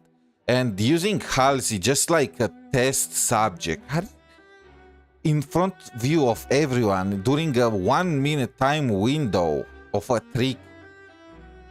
They could have picked anyone at random if they wanted to test it. As such, we believe that the defense's hypothesis is, in fact, supported by sufficient evidence. You've got to be kidding! People dissolving into water? Could something so ridiculous actually be true? Wait a moment. This reminds me of a certain prophecy, but it's just a coincidence, isn't it? Huh. If people can become water, Does that mean that the water tank's real use was as a means to hide water stains? And if Cowl was targeting that girl... Wait just a minute. Could that mean... You two, with me, quick! Wait, what? So that it still does not resolve how exactly Cowl got inside of the box. And so what they're trying to say is that they wanted to hide her disappearance by covering the water with the box, but they covered the disappearance using the vase, the water from the vase. That's how he covered it, and it would have made no sense for the water box to drop and for nobody to be inside, you know, for the girl to have disappeared. It would have hidden and nothing. Because he did not even dissolve her while inside of the box. He dissolved her in the tunnel. So how could he have used the water box to cover dissolving her in the tunnel? Demoiselle, wait! What about your partners? Let's go. Just trust me.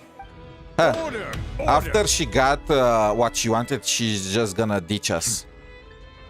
It is undeniable that further examination of the deceased's personal effects has yielded some surprising results, but we cannot yet verify the veracity of these clues. Still, let us assume that these clues are indeed authentic, albeit with the understanding that Ms. Halsey has yet to be found. Guards, please continue examining the items along these lines. Mr. Linney, it appears your hypothesis is supported by the evidence, so please continue speaking. Of course. If we uphold this hypothesis, I believe that many of this case's seemingly unrelated clues can be connected together. Right! Like the metal hook! That one didn't make sense at all. Let's think about this. Cowell's methods must have something to do with that water from the primordial sea.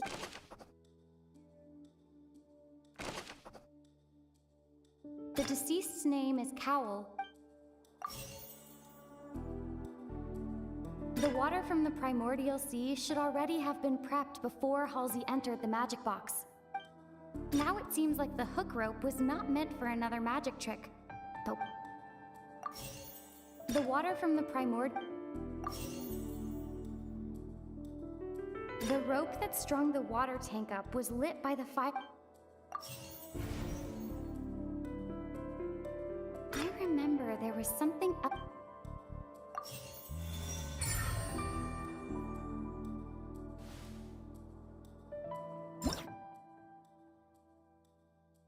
Huh? Daily rewards.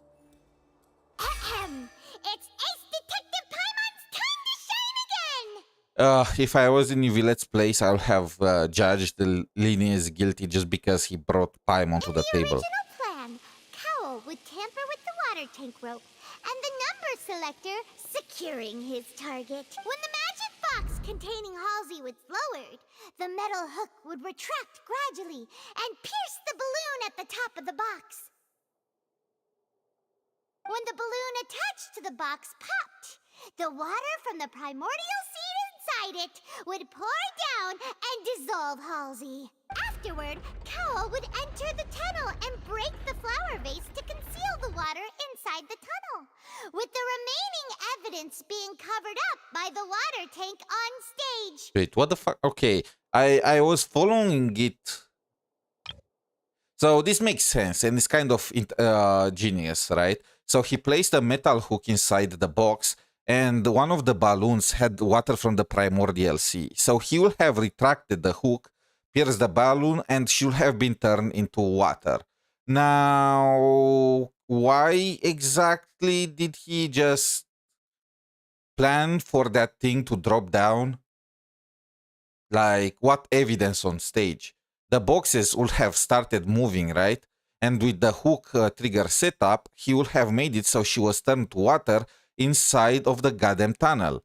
And that's where he covered it with the vase. But what was the point of dropping the box then? Huh? But he encountered something unexpected in the tunnel and wound up being fatally hit by the same water tank he meant to use to cover his tracks. This is another BS. He was inside of the magic box. So somehow after he turned her into water, he got inside of the box. By the way, the water was not even inside of the box. It was near it, near the tracks, you know? So it makes no sense. Huh. That does make sense. These people are morons.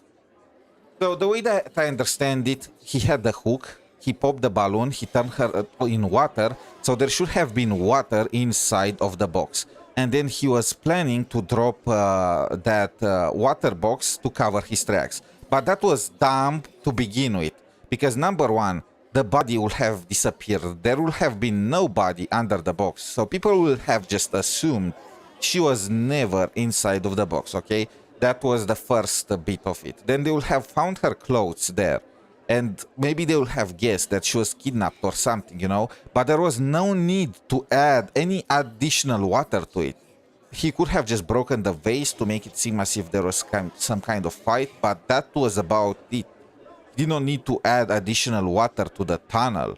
Is it because when the box was going around, water would have been seeping through the bottom of the box? Maybe. But then it will have left like a trail. It will not have left a puddle, like the breaking of a vase. It will have left a literal trail of water all the way. So that does not make sense. That actually links together a lot of the more confusing pieces of evidence. Oh dear, what do I do? Even I think they sound convincing now. Have I falsely accused an innocent person?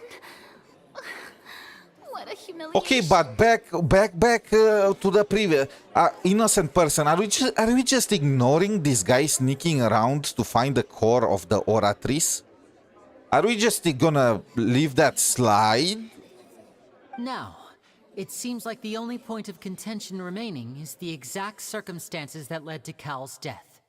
His notes mentioned he had an accomplice who could be related to the situation. On that note, the guards have just contacted me indicating that they uncovered new evidence. I shall now invite him on stage to share it with us. Thank you, Your Honor. We were just inspecting the luggage of the other people involved in this case, and we found an identical sample of the water from the primordial sea among Linny's personal effects. What? That can't be. I see. Well, how wonderfully comedic to have your own counterattack only to come back and wound you. Does this not clear all doubt? My dear citizens, my loyal audience, allow me to present my reasoning and bring this performance to a swift close. Linny did not need to take part in the dissolution of the young woman at all. Indeed, he did leave the scene via the vent. So you guys are remembering this. Are we gonna talk about it? Having made modifications to the props beforehand, his accomplice Cowell then caused Halsey to vanish using the water from the primordial sea. But upon his return, in cruel avarice, Linny desired sole credit and prepared to do away with his partner in crime. Ultimately, he knocked Cowell out, and the tool meant to cover the crime up also became a murder weapon. Now, as much as I regret having come to such a viciously straightforward conclusion, it does seem that the famed I mean, they are. is quite the cold-blooded and ruthless organization. Am I So, right? so Mr. Linny? Fontaine is when they were really starting to fully whitewash the factory, okay? When was Fontaine released? Fontaine Genshin. Release date. It looks like they are going with the, oh, you just assume all the Fatuis are evil, you know? It was released in summer 2023.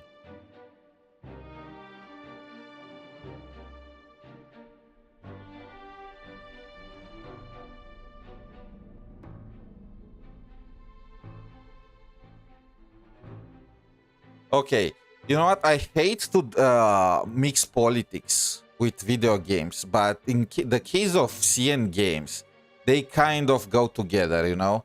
And apparently China and Russia declared friendship without limits in February of 2022. So I'm thinking maybe that, no, actually it doesn't really make sense, because in Sumeru, Dottore was the villain. Never mind, I was thinking it might have something to do with it. Maybe they really were planning to just whitewash the fat twist from the very beginning, which is kind of, I personally kind of find it lame, you know, but if that made Arlecchino and Columbina playable and Sandrone, you know what, I'm just gonna close an eye on it. We've used up all the evidence we collected. There's no way for us to make a rebuttal here. Is this the end of... Oh no! Paimon can't think of anything either. It doesn't look like there's any way around this. Seems using the water as new evidence was too good a move. Why did this have to happen now? I think we've all seen enough now. And we have ample witnesses to my flawless reasoning. I believe this is indeed the finale. There is one more. My good, noble Chief Justice, should we not, in your view, move... Excuse me, everyone, but I must interject. Miss, I must ask you not to shout, and to respect the ongoing legal proceedings. Oh, come on. Don't be hasty. I have a good reason for interrupting, you know. Now, would anyone here like to take a little break from all this debate and see a little magic? I'll show you an amazing trick. One that can bring a young woman who has disappeared back in the flesh, right before your very eyes. What in the world is she saying? No offense, miss, but miracles like that are beyond my scope as a magician. Come on now, don't be silly. Magic is all about misdirection, isn't it? It often conceals the truth while presenting a fascinating illusion. But once everyone believes the illusion, can't magic reveal the truth to them once again? And wouldn't such a trick be the most marvelous finale to today's performance? Come on, Lenny and Lynette, give it another go. Don't worry. Spina di Rasula has made the necessary arrangements on your behalf. But as the magic makers and stars of the show, I think I should leave the final performance to you. I understand.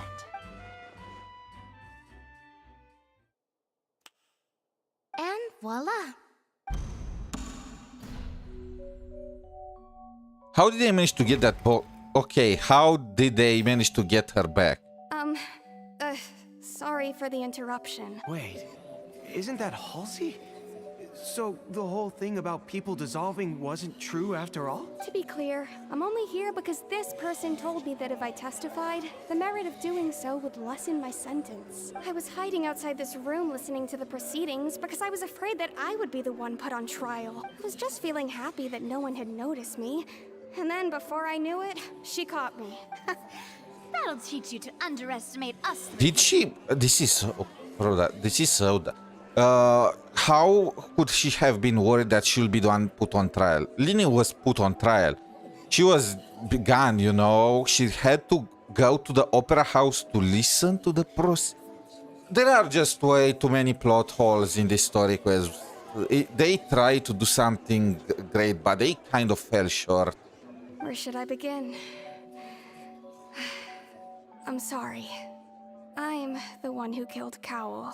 I admit it. Ooh, plot twist! But he was still literally a criminal. What? Why? Firstly, my name isn't Halsey. It's Lillian, and I'm originally from Mondstadt. I heard that Linny's show was gonna be a real thriller, but I missed the chance to buy a ticket, so I stole one. That's how I make a living. I steal stuff here and there. And I'd never been caught before. Oh, she's the one. Okay, she is the character that we were caught stealing towards the beginning of the story quest. Now that's a nice throwback. But I was noticed at the harbor a few days ago, and I barely got away. Lenny was the one who caught me in the act. Hey, no wonder you look familiar. So you were the In my defense, these are Genshin NPCs, okay? There are like 5 or 6 of them that all look the same per region. Liddy even mentioned that you were pretty skilled. Well, I thought that would have been the end of it, but then the number selector chose me. He even mentioned the Fortress of Meripede. That's a prison, isn't it? So you can imagine how shocked I was. I thought he was onto me for sure. So I played along with the show while looking for an opening to flee. But then I got water poured on me for no reason, and then someone jumped into the tunnel to nab me. Oh, because she is a monster, the water could not dissolve her. It makes sense. I wasn't going to take that lying down, so I knocked him out and stuffed him into the box. There was nowhere to run from there, though, so I had to change my clothes and hide in a box containing performance costumes.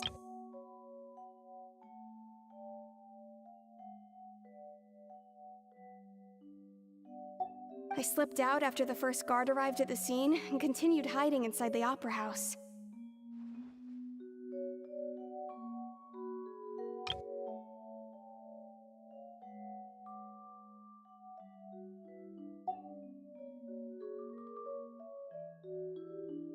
Can a person even hide in there? But I swear, I didn't know that the water tank would fall down. Really, I swear it. Had I known that, I wouldn't have put him in the magic box. I may be a thief, but I'm no killer. Well, that makes everything pretty clear now, doesn't it? This time, we need to tell... Okay, now this explains everything. So some things make more sense now. I still feel like there are tons of. So first of all, she was near the judgment house. Like she was hiding. By all accounts, she knew that Lini was on the chopping block and that he will be blamed for this. So she did not even need to be nearby to hear the judgment. She could have just keep hiding herself, you know. She could have escaped after. But she just needed to be near the auction house, near the entrance to the auction house, so Navia could nab her. Like, that's dumb. Even dumber is that the guards did not notice her while she was doing that. First of all. Second of all, how did Navia know that she is a monster, so she could not get dissolved? That's another thing that I can't really make sense of it. Third of all, why exactly are we acting like Lini is in the clear from the very beginning? I feel like in the second he admitted to go through the vent in order to check the core of the Oratrice, that should have been a sentence right there and then. The only difference would have been if he was also accused of murder or just, you know, being a thief or spy or stuff like that for the Fatui. That's just like... that's like a Fatui sneaking inside of the Holy Liar chamber in Mondstadt. Like, bro, that should not be just dismissed like that. These plot holes are just making it hard for me to really watch, you know? And of course, the fact that we trust him so hard after he lied to us multiple times, like literally our first instance of refuting Furina was just us saying, bro, Lini just told us that's not true, this is what happened, this is what he told us happened, so it must definitely be what actually happened indeed. The Fatui are trustworthy, there is no way he will have lied to us for the third time in a row, you know?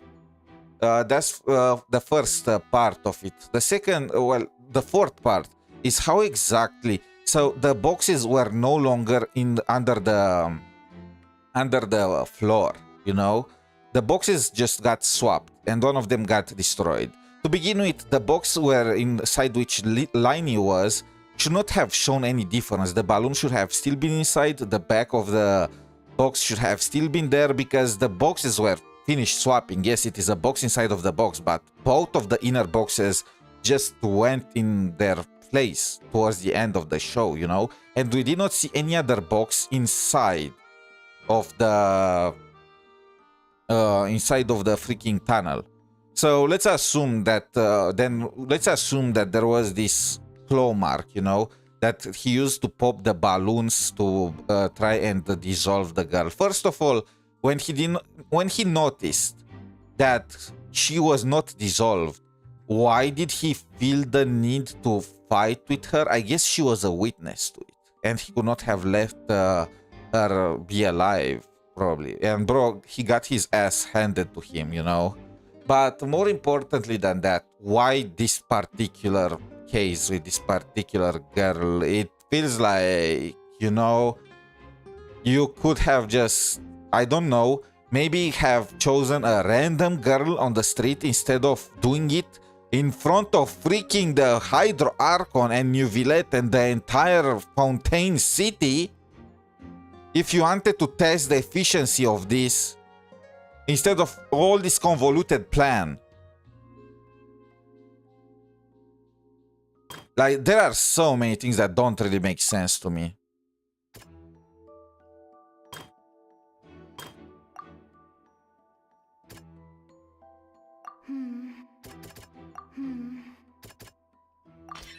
The strange sound wasn't from a fight. It was Lily-Ann's attempt to break out when she was frightened.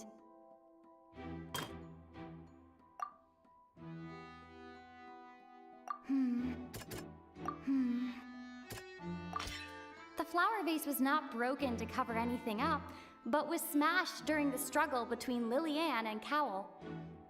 That makes sense. I was wondering why it didn't make sense the flower base being broken to cover anything, because it was already covering it up by breaking the box at the end, you know. But at the same time, I feel like it would have been obvious something wrong if you just, I mean, if she just completely disappeared in thin air. Actually, it was based on the modus operandi, so it was fine. That's fine, you know. There are enough plot holes already. I don't...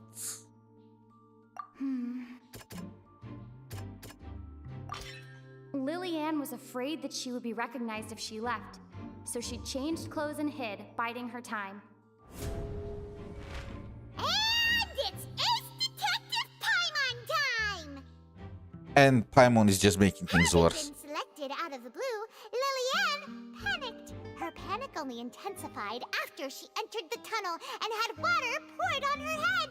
So she kicked the door open, producing the thud we all heard. Hearing the commotion, Cowell leapt into the tunnel, only to discover that Lily-Ann had not dissolved. He did not know that Lily-Ann was not from Fontaine, but was a thief who made her way in by stealing a ticket. Mistakenly believing that the water from the primordial sea needed time to take effect, he tried to force Lily-Ann back into the box. This is false. They already experimented with the water many times. This is a serial case, so they should already know how long it takes for the water to take effect. So the second she was fine, he should have realized that she is not a Fontainian at all. The two broke the flower vase during the struggle, but Lily-Ann came out on top, knocking Cowell out and putting him in the box. With no way of escaping, she changed her clothes and hid in the costume trunk until the performance ended. This is another thing. Why did she put him inside of the box? The guy was knocked out. There was literally no reason at all for her to move him inside of the box. It's literally just throwing, like, in her situation, you will have hidden the guy that you knocked out. You'll not have put him in the box for display for everyone. At least it will have bought her some precious seconds, you know?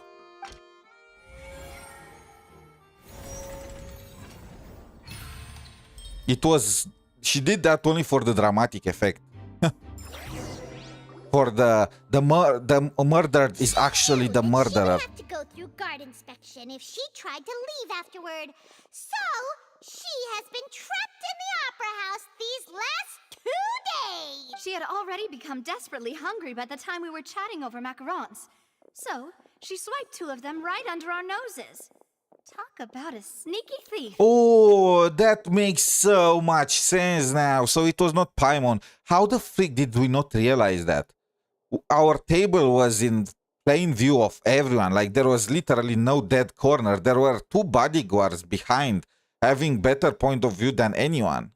At this point, all the events that happened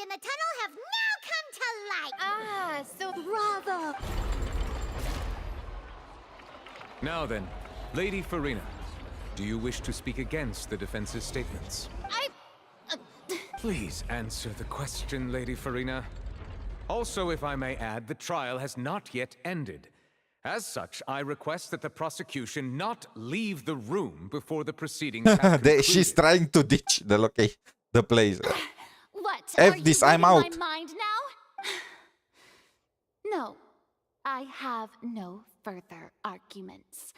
I admit defeat. But really, could you at least have left me with some dignity? Wow, look at that! She's like a deflated I mean, balloon now. props to her for admitting it, you know? If there are no objections, then as the Chief Justice of Fontaine, I shall once again repeat the full sequence of events. The actual perpetrator of the serial disappearances, Cowell, selected his next victim from the audience reservation list. With some modifications to the selector, he could ensure that the pre-selected young woman would be chosen. To cover up any evidence while committing the deed, Cowell thought of allowing the water tank to fall, which would conceal the water left behind after the young woman was dissolved. He also tampered with the rope suspending the water tank, using the fireworks at the end of the performance to cause the tank to drop and hide the watermarks. He poured the water from the primordial sea into a balloon during the preparation of the magic box and stuck it to the box's lid. Finally, he passed the prepared hook on a rope through the gap in the magic box's door when bringing the young woman to said box. When the magic trick officially began, the box containing the woman was lowered into the tunnel, tightening the hook rope and bursting the balloon containing the water. Okay, but how did we find... So, the hook. We found the hook on the ground. So that means the hook went through the box. I mean, it could make sense. The box got broken towards the end, so people maybe will not have noticed a hole caused by the hook just going If through. all had gone to plan, the young woman would be dissolved at this time. However, Liliane was not from Fontaine, and thus fled the box with a loud noise. Realizing that there was trouble, Cowell entered the tunnel and met Liliane. Thinking that the waters had not yet taken effect, he decided to proceed. Yeah, this is BS. Hire me, Genshin, for the story. I can make better plot than this. They already knew how long the water will take to dissolve somebody. They already tested it many times beforehand. What actually happened was this guy realized that the girl was not from Fontaine, so she was fine. And the entire plot would have revealed, right? The box would have dropped, people would have started an investigation, and it would have been kind of strange that one of the balloons was filled with water. So people might have connected the dots. So he was thinking of getting rid of her. However, his opponent was more capable than he thought, and he was overcome, knocked unconscious, and placed into the magic box. Still don't know why she decided to just move him inside of the magic box. Carrying an adult this size inside of the box is tough, you know, and it makes no sense. She knocked him on the ground. She could have just left him there. There was literally no point whatsoever other than doing additional work to stuff him inside of the Liliane, box. according to her own statements, then changed clothes and hid until the performance ended, before hiding in other parts of the opera house. As for Linny, he was in the underground structures within the opera house, and was thus ignorant of these happenings. Are we not gonna bring that up again? By the way, I want to check her clothes again. Let me go. I'm going back in the stream. I want to see, did she wear that purple dress?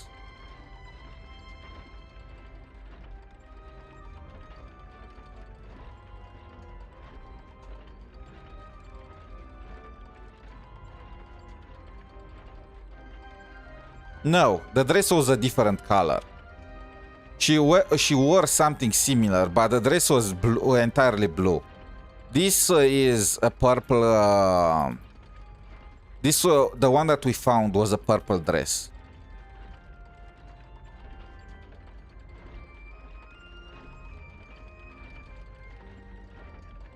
From this reconstruction of events, we can conclude that Linny, the accused... Yeah, the dress is not the same. Innocent. I just checked. The dress is definitely not the same. Hooray, Lily and Lynette! So the dress that she left behind made no sense. And the fact that she left it behind in plain sight also makes no sense whatsoever. Because it already shows people that she changed her dress to begin with. She could have hidden it somewhere, at the very least attempt to do something like that, but she didn't. While there is much in Lyney and Lillian's conduct that should still be investigated separately... Yeah, the point about... Finally he addressed it, This okay. case, at least, can be handed over to the oratories. Wait, Honkai Star Rail train ticket?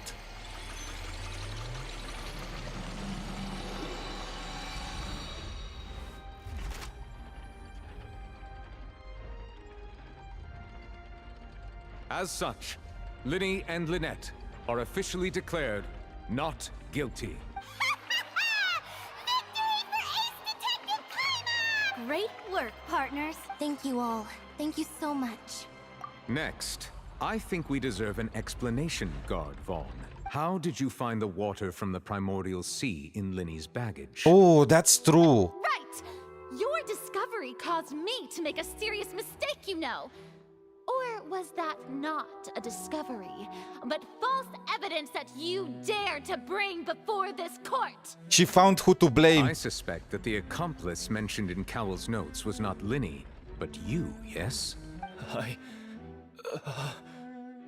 Why did we double down on Lyney, though? I'm sure you know what you must do to lessen your sentence. Literally, why were we double down on, like, the entire Primordial Sea plot?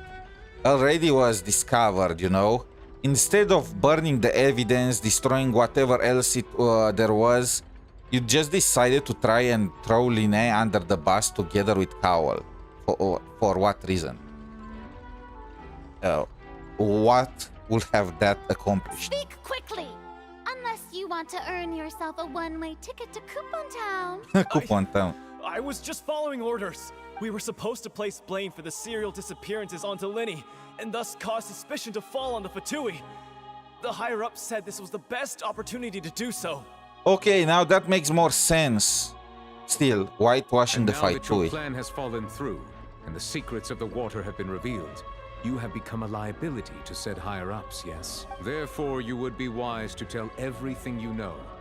Yes, I'll tell you everything I know. Our boss discovered that the water can cause people to dissolve. It can also be made into a potion, which when extremely diluted, can cause people to experience unforgettable exhilaration. We've been in this business for a while now, and have made decent more off it. The disappearances were also the boss's idea. I mean, this is the boss we're talking about. How did they do that, though? Where did they hide the primordial sea water, huh? And now he can no longer talk. Such ruthlessness. I shouldn't have expected any less of them. An outrageous act. All present, please submit to inspection immediately.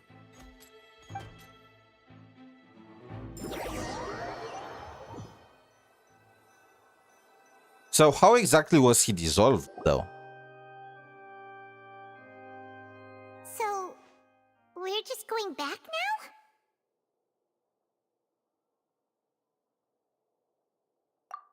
That's true, but... Traveler, Paimon, please wait. Lyney... I know you may not want to speak to me right now. Maybe you don't even want to look at me. But still, let me thank you again for defending me to the end. Even after you learned that I'm a member of the Fatui. To be honest, why did we just persist? Many of our proof, like our entire chain of logic, was with the presumption that this guy was innocent. I guess. And he was But telling the truth the regardless, second time. I'd like the opportunity to set things straight. I didn't approach you with any ulterior motives or ill intent. I've spoken to you as myself, just plain Lyney this entire. As for why I'm a Fatus, it's because the goals of the House of the Hearth align with those of an orphan like me. That's all.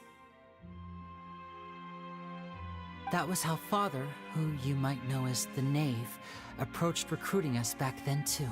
Otec, what? The knave? The one who controls the House of the Hearth? She's your father? Gender change, what? That's right. And since we're here, I was wondering, would you mind hearing a story? Back when our parents first died, Lynette and I were left wandering the streets. So they are actually twins. How do you explain the different races though? So I guess maybe they are like different twins. Each one inherited a different... To survive, I took to surreptitiously observing an older street performer who did magic. It took me several days to figure out how he pulled off his amazing tricks. I took my sister through several streets until we found a crowded corner, and we began to perform magic tricks there. To my surprise, we proved to be pretty popular, and we could at least stop worrying about where our next meal would come from for a time. But I didn't want my sister to remain a street rat together with me forever. Before long, an aristocrat came to me and claimed that he wished to take us in after watching my performances. So you went from orphans to nobility just like that? That was how we felt at first too. As if fate was on our side and we could say goodbye to those painful days. But I gradually discovered that while we were called foster children, he was really after my talent for magic tricks. He would constantly take me to all sorts of banquets to garner attention, which he would then use to expand his social circles. I mean, it's just like being hired. I don't see the issue. Doesn't seem too bad either. Better than roaming the streets at any rate. True. It took a while for me to realize just how dark his heart really was. After one particular performance at a banquet, I discovered that Lynette was not on the same return vehicle as me. I waited a long time after we returned home, but she did not come back. I went to that noble's bedroom and asked him about her whereabouts. The answer he gave me was, she caught the eye of the most eminent person at the banquet, so I sent her over as a Holy gift. shit! I mean, you'll be able to perform your magic regardless of who your Oh my assistant is, freaking... yes? Okay, I did not expect this. Okay. Oh my... So, bro, wait, what the fuck? Did they really just... So, this is literally slave trade in Genshin. He literally sent her like a flesh gift. And like a freaking... It's also like, how old was she when this happened? Like, she already does not look very old now, but then... What the... Okay, so... Props to Genshin for having the balls to approach a topic like... okay, this took me by surprise. Oh no. So he was gonna... But wouldn't Fontaine's laws deal with such people? As far as outsiders are concerned, this is a relationship akin to adoption or foster care, and they have their ways of escaping the eye of the law. What the fuck? So you are telling me grooming is legal in Fontaine? Oh, that does not sound right. I managed to ferret out the location of the mansion of that so-called eminent person and hurried through the night. But by the time I leaped over the walls, avoided the guards, and made my way in... Wait, what the was it? Did... All I saw was the moonlit ground covered in blood. And the knave standing there in the darkness. You know what? You know what? I was thinking they are not gonna go with this through to the end, right? There is no freaking way. That will be way too dark. So, she'd already taken care of that guy. That's right. She had rescued my sister before she could come to any harm, and had even discovered several girls hidden in a basement, all of them orphans. Father, I mean, the knave, might have seen something in me, and so she made me an offer. The House of the Hearth welcomes you, for your interests align with ours. Here, none will ever betray you. Indeed, betrayal shall never be permitted here. I was hesitant to trust her. I mean, I had just been betrayed by nobles, but she was also quick to destroy the noble who had taken us in at first, giving us back our freedom. Oh, so that's how the two of you joined the House of the Hearth. She has her own plans. She has gained permission from the Tsaritsa to first use the Gnosis' power once she obtains it. She plans to use it to find a way to break the prophecy and save Fontaine. So, She believes in that prophecy too? That's right. The whole House of the Hearth is currently working to combat that crisis. Bro, let's go back a bit. I remember that Inazuma girl from the House of the Heart was literally preparing to, who was like a zealot, ready to, you know, off herself when we discovered her and all that. How she, I kind of remember how bad that one was. It kind of marked me, that story quest, even though I don't really remember all the details. So this is when they really started to hardcore wash the Harbingers and the Fatui, right? Starting with Arlecchino, who only did all of this for the good of the nation that she was part of and the kindness of her heart. Then Capitano just sacrificing himself for the nation of Natlan, no strings attached. And then Sandrone and Columbina. This is where they went hardcore with it, you know, because before we had Signora in Mondstadt, then we had the child causing the mess in Liyue, even though it was technically at Zhongli's, with Zhongli's approval. Then we had Signora again and the Baladir and the Baladir and Dottore in Sumeru, and then they just started turbo whitewashing Today's case has also proven that people from Fontaine can indeed dissolve into some sort of water, thus further supporting the prophecy. Did you guys never try this before? I took it as, so when we first landed in here, they were talking about people dissolving from the prophecy, and I was thinking they already knew about this, right? Everyone at Hotel Bouffe d'été, including the knave, has their roots in Fontaine. And we will always defend our homeland. To us orphans, the only connection we have left to this world, apart from our family, is our homeland. Touching, but usually orphans are not that attached to a homeland that pretty much never protected them. From small deeds like distributing magic pockets to huge schemes like stealing a gnosis, everything is aimed at dealing with that prophecy. Okay, you know what? It's all right. I understand. I just hope you can understand that even as a member of the House, I have never stopped making my own decisions, and that if you should need anything at all in the future, feel free to find me. I will do my best to help you, as plain Linny.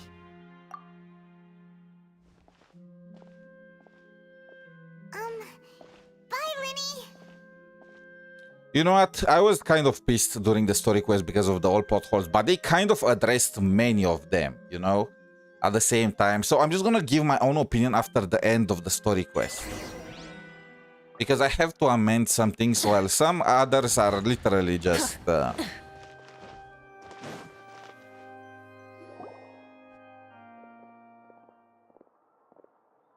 there. What was Maybe I with need to wait until the disappearing act end. you pulled right as the Maybe trial ended? Genshin is just gonna be able to give an explanation for everything, you know, Well, to make it reasonable. This whole thing isn't exactly over, is it? I do feel that we're getting closer to solving the serial disappearances case, though. Huh? What's wrong, my dear partner? Besides, are you sure we're the ones who can crack a case that's been cold for decades? And Are we really just gonna help Lini and just ignore Navia that helped us so much? people to follow now, right? Ah, I see. Well, I won't lie. I'm a little shocked to hear that from you. But I suppose you are just travelers who have only arrived in Fontaine. I mean, look, I feel like this is completely justified, you know? At the end of the day, this is another nation. It's not our responsibility to solve every single damn thing that's happening in here. But at the same time, this was if we just encountered her randomly at the beginning and she asked us to investigate. I feel like after she helped us solve Linnea's case, we would have lost the case without her. We owe her, literally. I mean, if we managed to, if we just went through the trouble of defending Linnea after Liney, after he just lied to us 2 times, being a fatus and all of that, are we really gonna just ditch Navia after she just solved the case for us, after all the help she provided to us, you know, and she was sincere with us, unlike Laini. So I'm like, bro, this is some the double standard BS. Sorry. I might have been too presumptuous. Don't say that, Nat. Aw, and we were having so much fun investigating with you, too. Notice how the lightning changed when we just kind of broke her heart, saying that we don't want to continue investigating It's like it. having new waters flowing into a stagnant mire, causing new hope to spring forth, and the reflection in the murk to become clearer. Sorry about that. I'm a bit prone to nostalgia. Don't mind me. Wait, shall we have a farewell meal? You know, to commemorate our time as partners? Huh? Do we really need to get that formal? Well, guess you really did treat us as partners, huh? Well, I'd just like to have a proper ending to every important memory. That way there are no regrets later. Anyway, it would just be a meal, so it shouldn't take up too much of your time. You don't have to twist Paimon's arm. If Boss Navi is treating, can't Paimon... Oh, wonderful. In that case, why don't we return to the Court of Fontaine and head to the Hotel de Boer? I believe we'll make it just in time for dinner.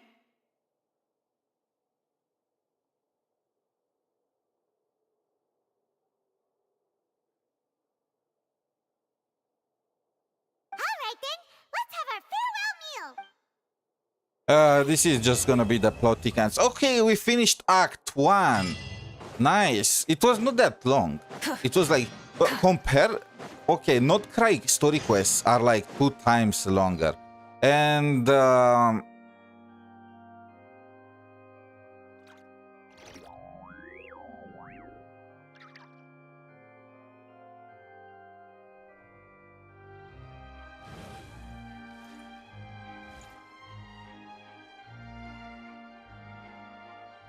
Okay, so now let's talk about the story. First of all, as mentioned before, because I did not do the stories in order, I know some tidbits about the Fontaine story quest. So we need to establish what exactly I know so you don't get surprised by anything like that. So I know that the knave is Arlecchino and she adopted Linné and Lynette. I did not really know the story behind their adoption.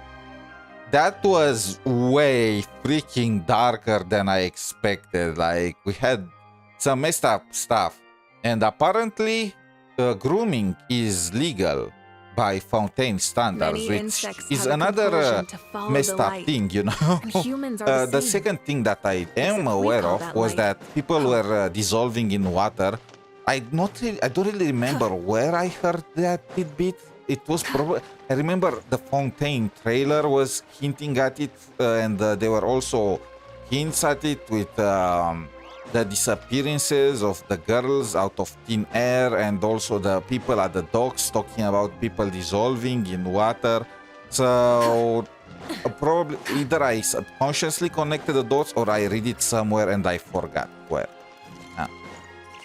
And I also know that by the end of it, everyone is gonna be fine, because obviously Fontaine is still here after Natlan. We meet everyone and whatnot. So we find some way to destroy the prophecy.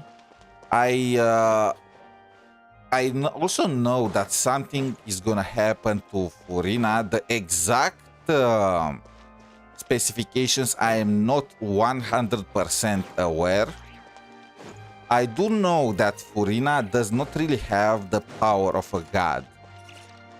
That's what I know. Not sure exactly why. It's like she has split personality or something like that. It's just so hard. I think I got spoiled even more before, but I kind of forgot the specifics because it has been so long ago. But that's what I really know right now. It's probably gonna come back to me as I progress the story and whatnot.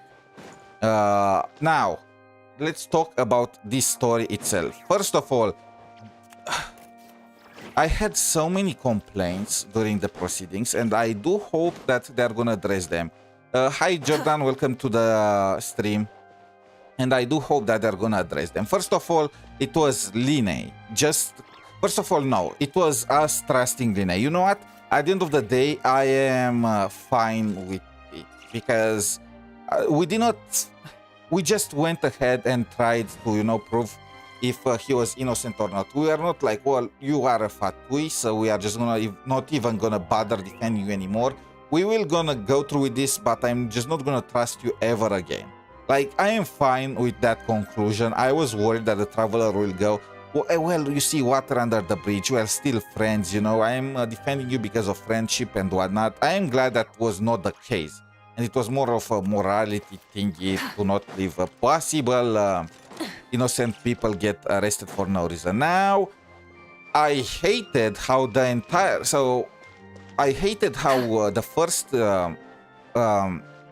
how Paimon presented Line's words as gospel, you know.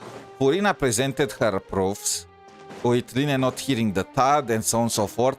Her, even though her theory was not perfect, she at least had something backing her up. We, however, had nothing. All we knew was what Line told us. Liney told us. I can't with the accent. What Liney told us, and we just said it. And for some reason, the oratrice and the people took it as truth. Are they that believing in people's stories as long as they are compelling enough? I don't really know. I also, it made no sense about him breaking the vase to cover stuff up when he already set up the box to fall. I like that they addressed that. So the vase actually was just knocked down and broken during a confrontation. I like how they went with it. First we were thinking the vase was broken because of a fight.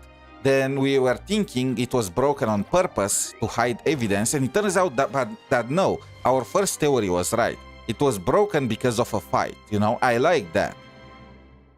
Showing that we also can make some mistakes in our reasoning, you know, and go back to our initial stance. I like that.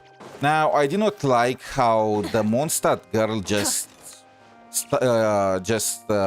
stuffed that guy inside of the cage. Of course, there is also the fact of how freaking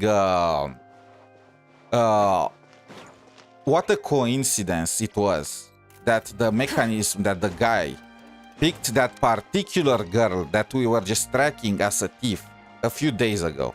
Like, that was some crazy Deus Ex Machina at work there, you know.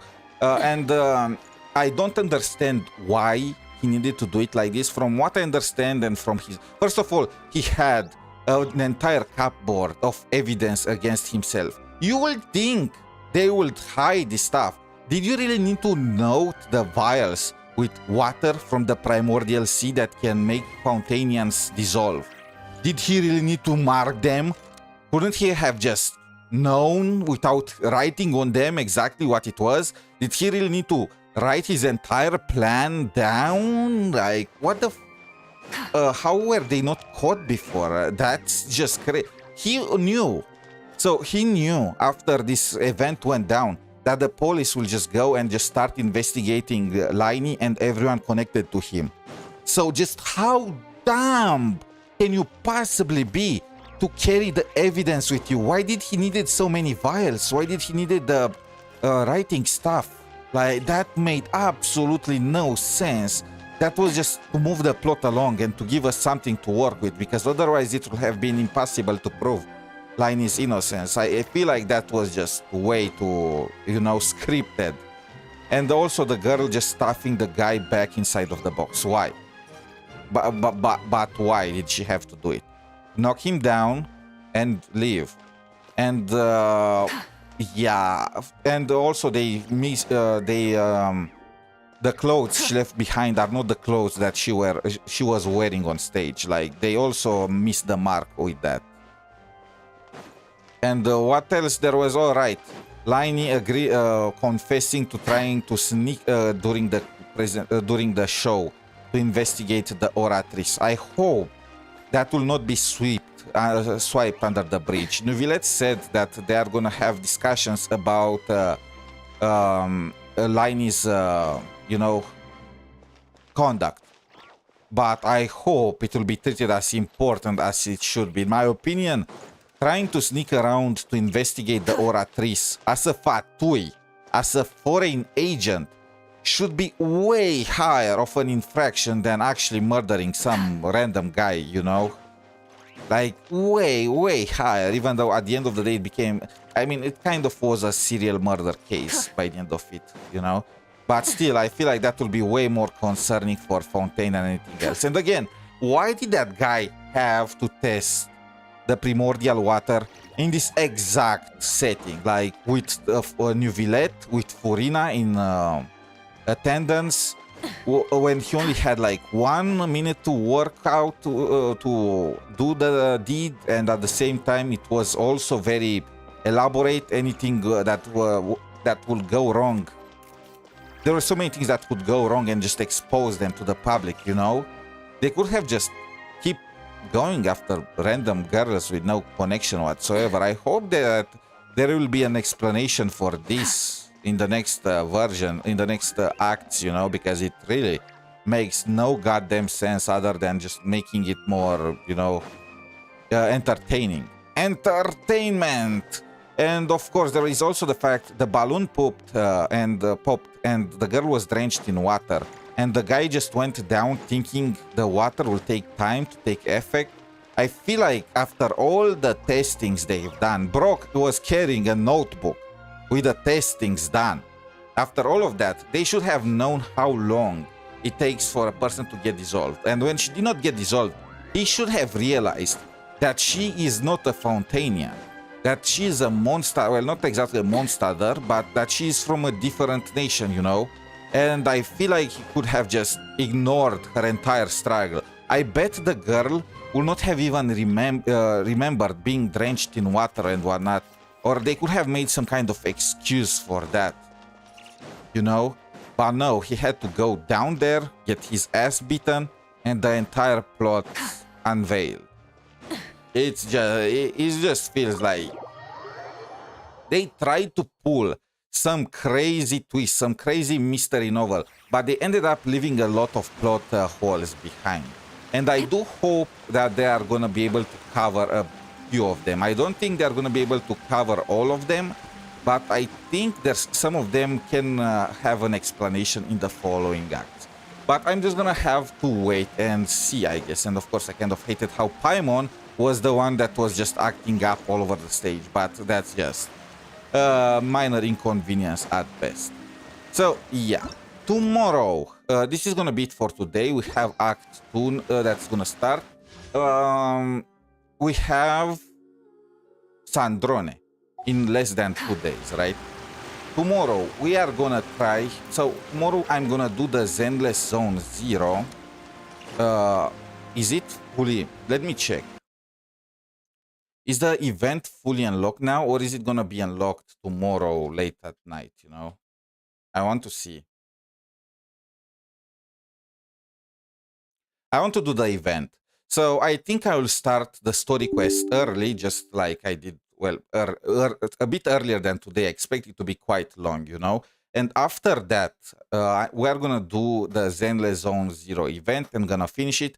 And then 2 days from now, we are gonna pull and test Sandrone. So that's gonna be fire. Even though I am still not a fan of Fabio or whatever her new mech is. I prefer the Polonia just because it was different. You know, it made her model more different. I don't know why they decided to make the change. But overall, I do not mind, you know.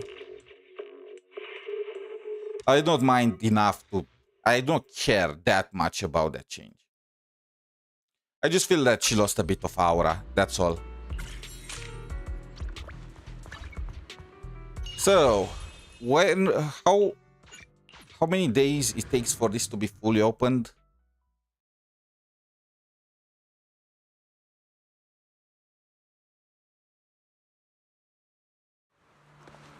Why don't they just TPS in front of the bamboo? I want to do the entire quest in one go, so I'm just waiting for everything to be unlocked. Okay, so this is gonna be unlocked tomorrow in like 23 hours. Okay, fine, I got it. So anyway, thank you all for watching. Until next time, have a wonderful day. Good luck with your pulls, and bye. For now. Wait, when is Neverness to Everness 1.2 dropping? 1.3.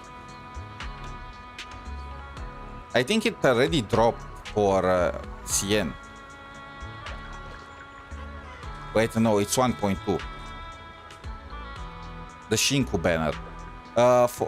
It's still not. Well, it still did not drop for CN. There are like 9 more days for us and 2 more days for CN. So anyway, bye for now.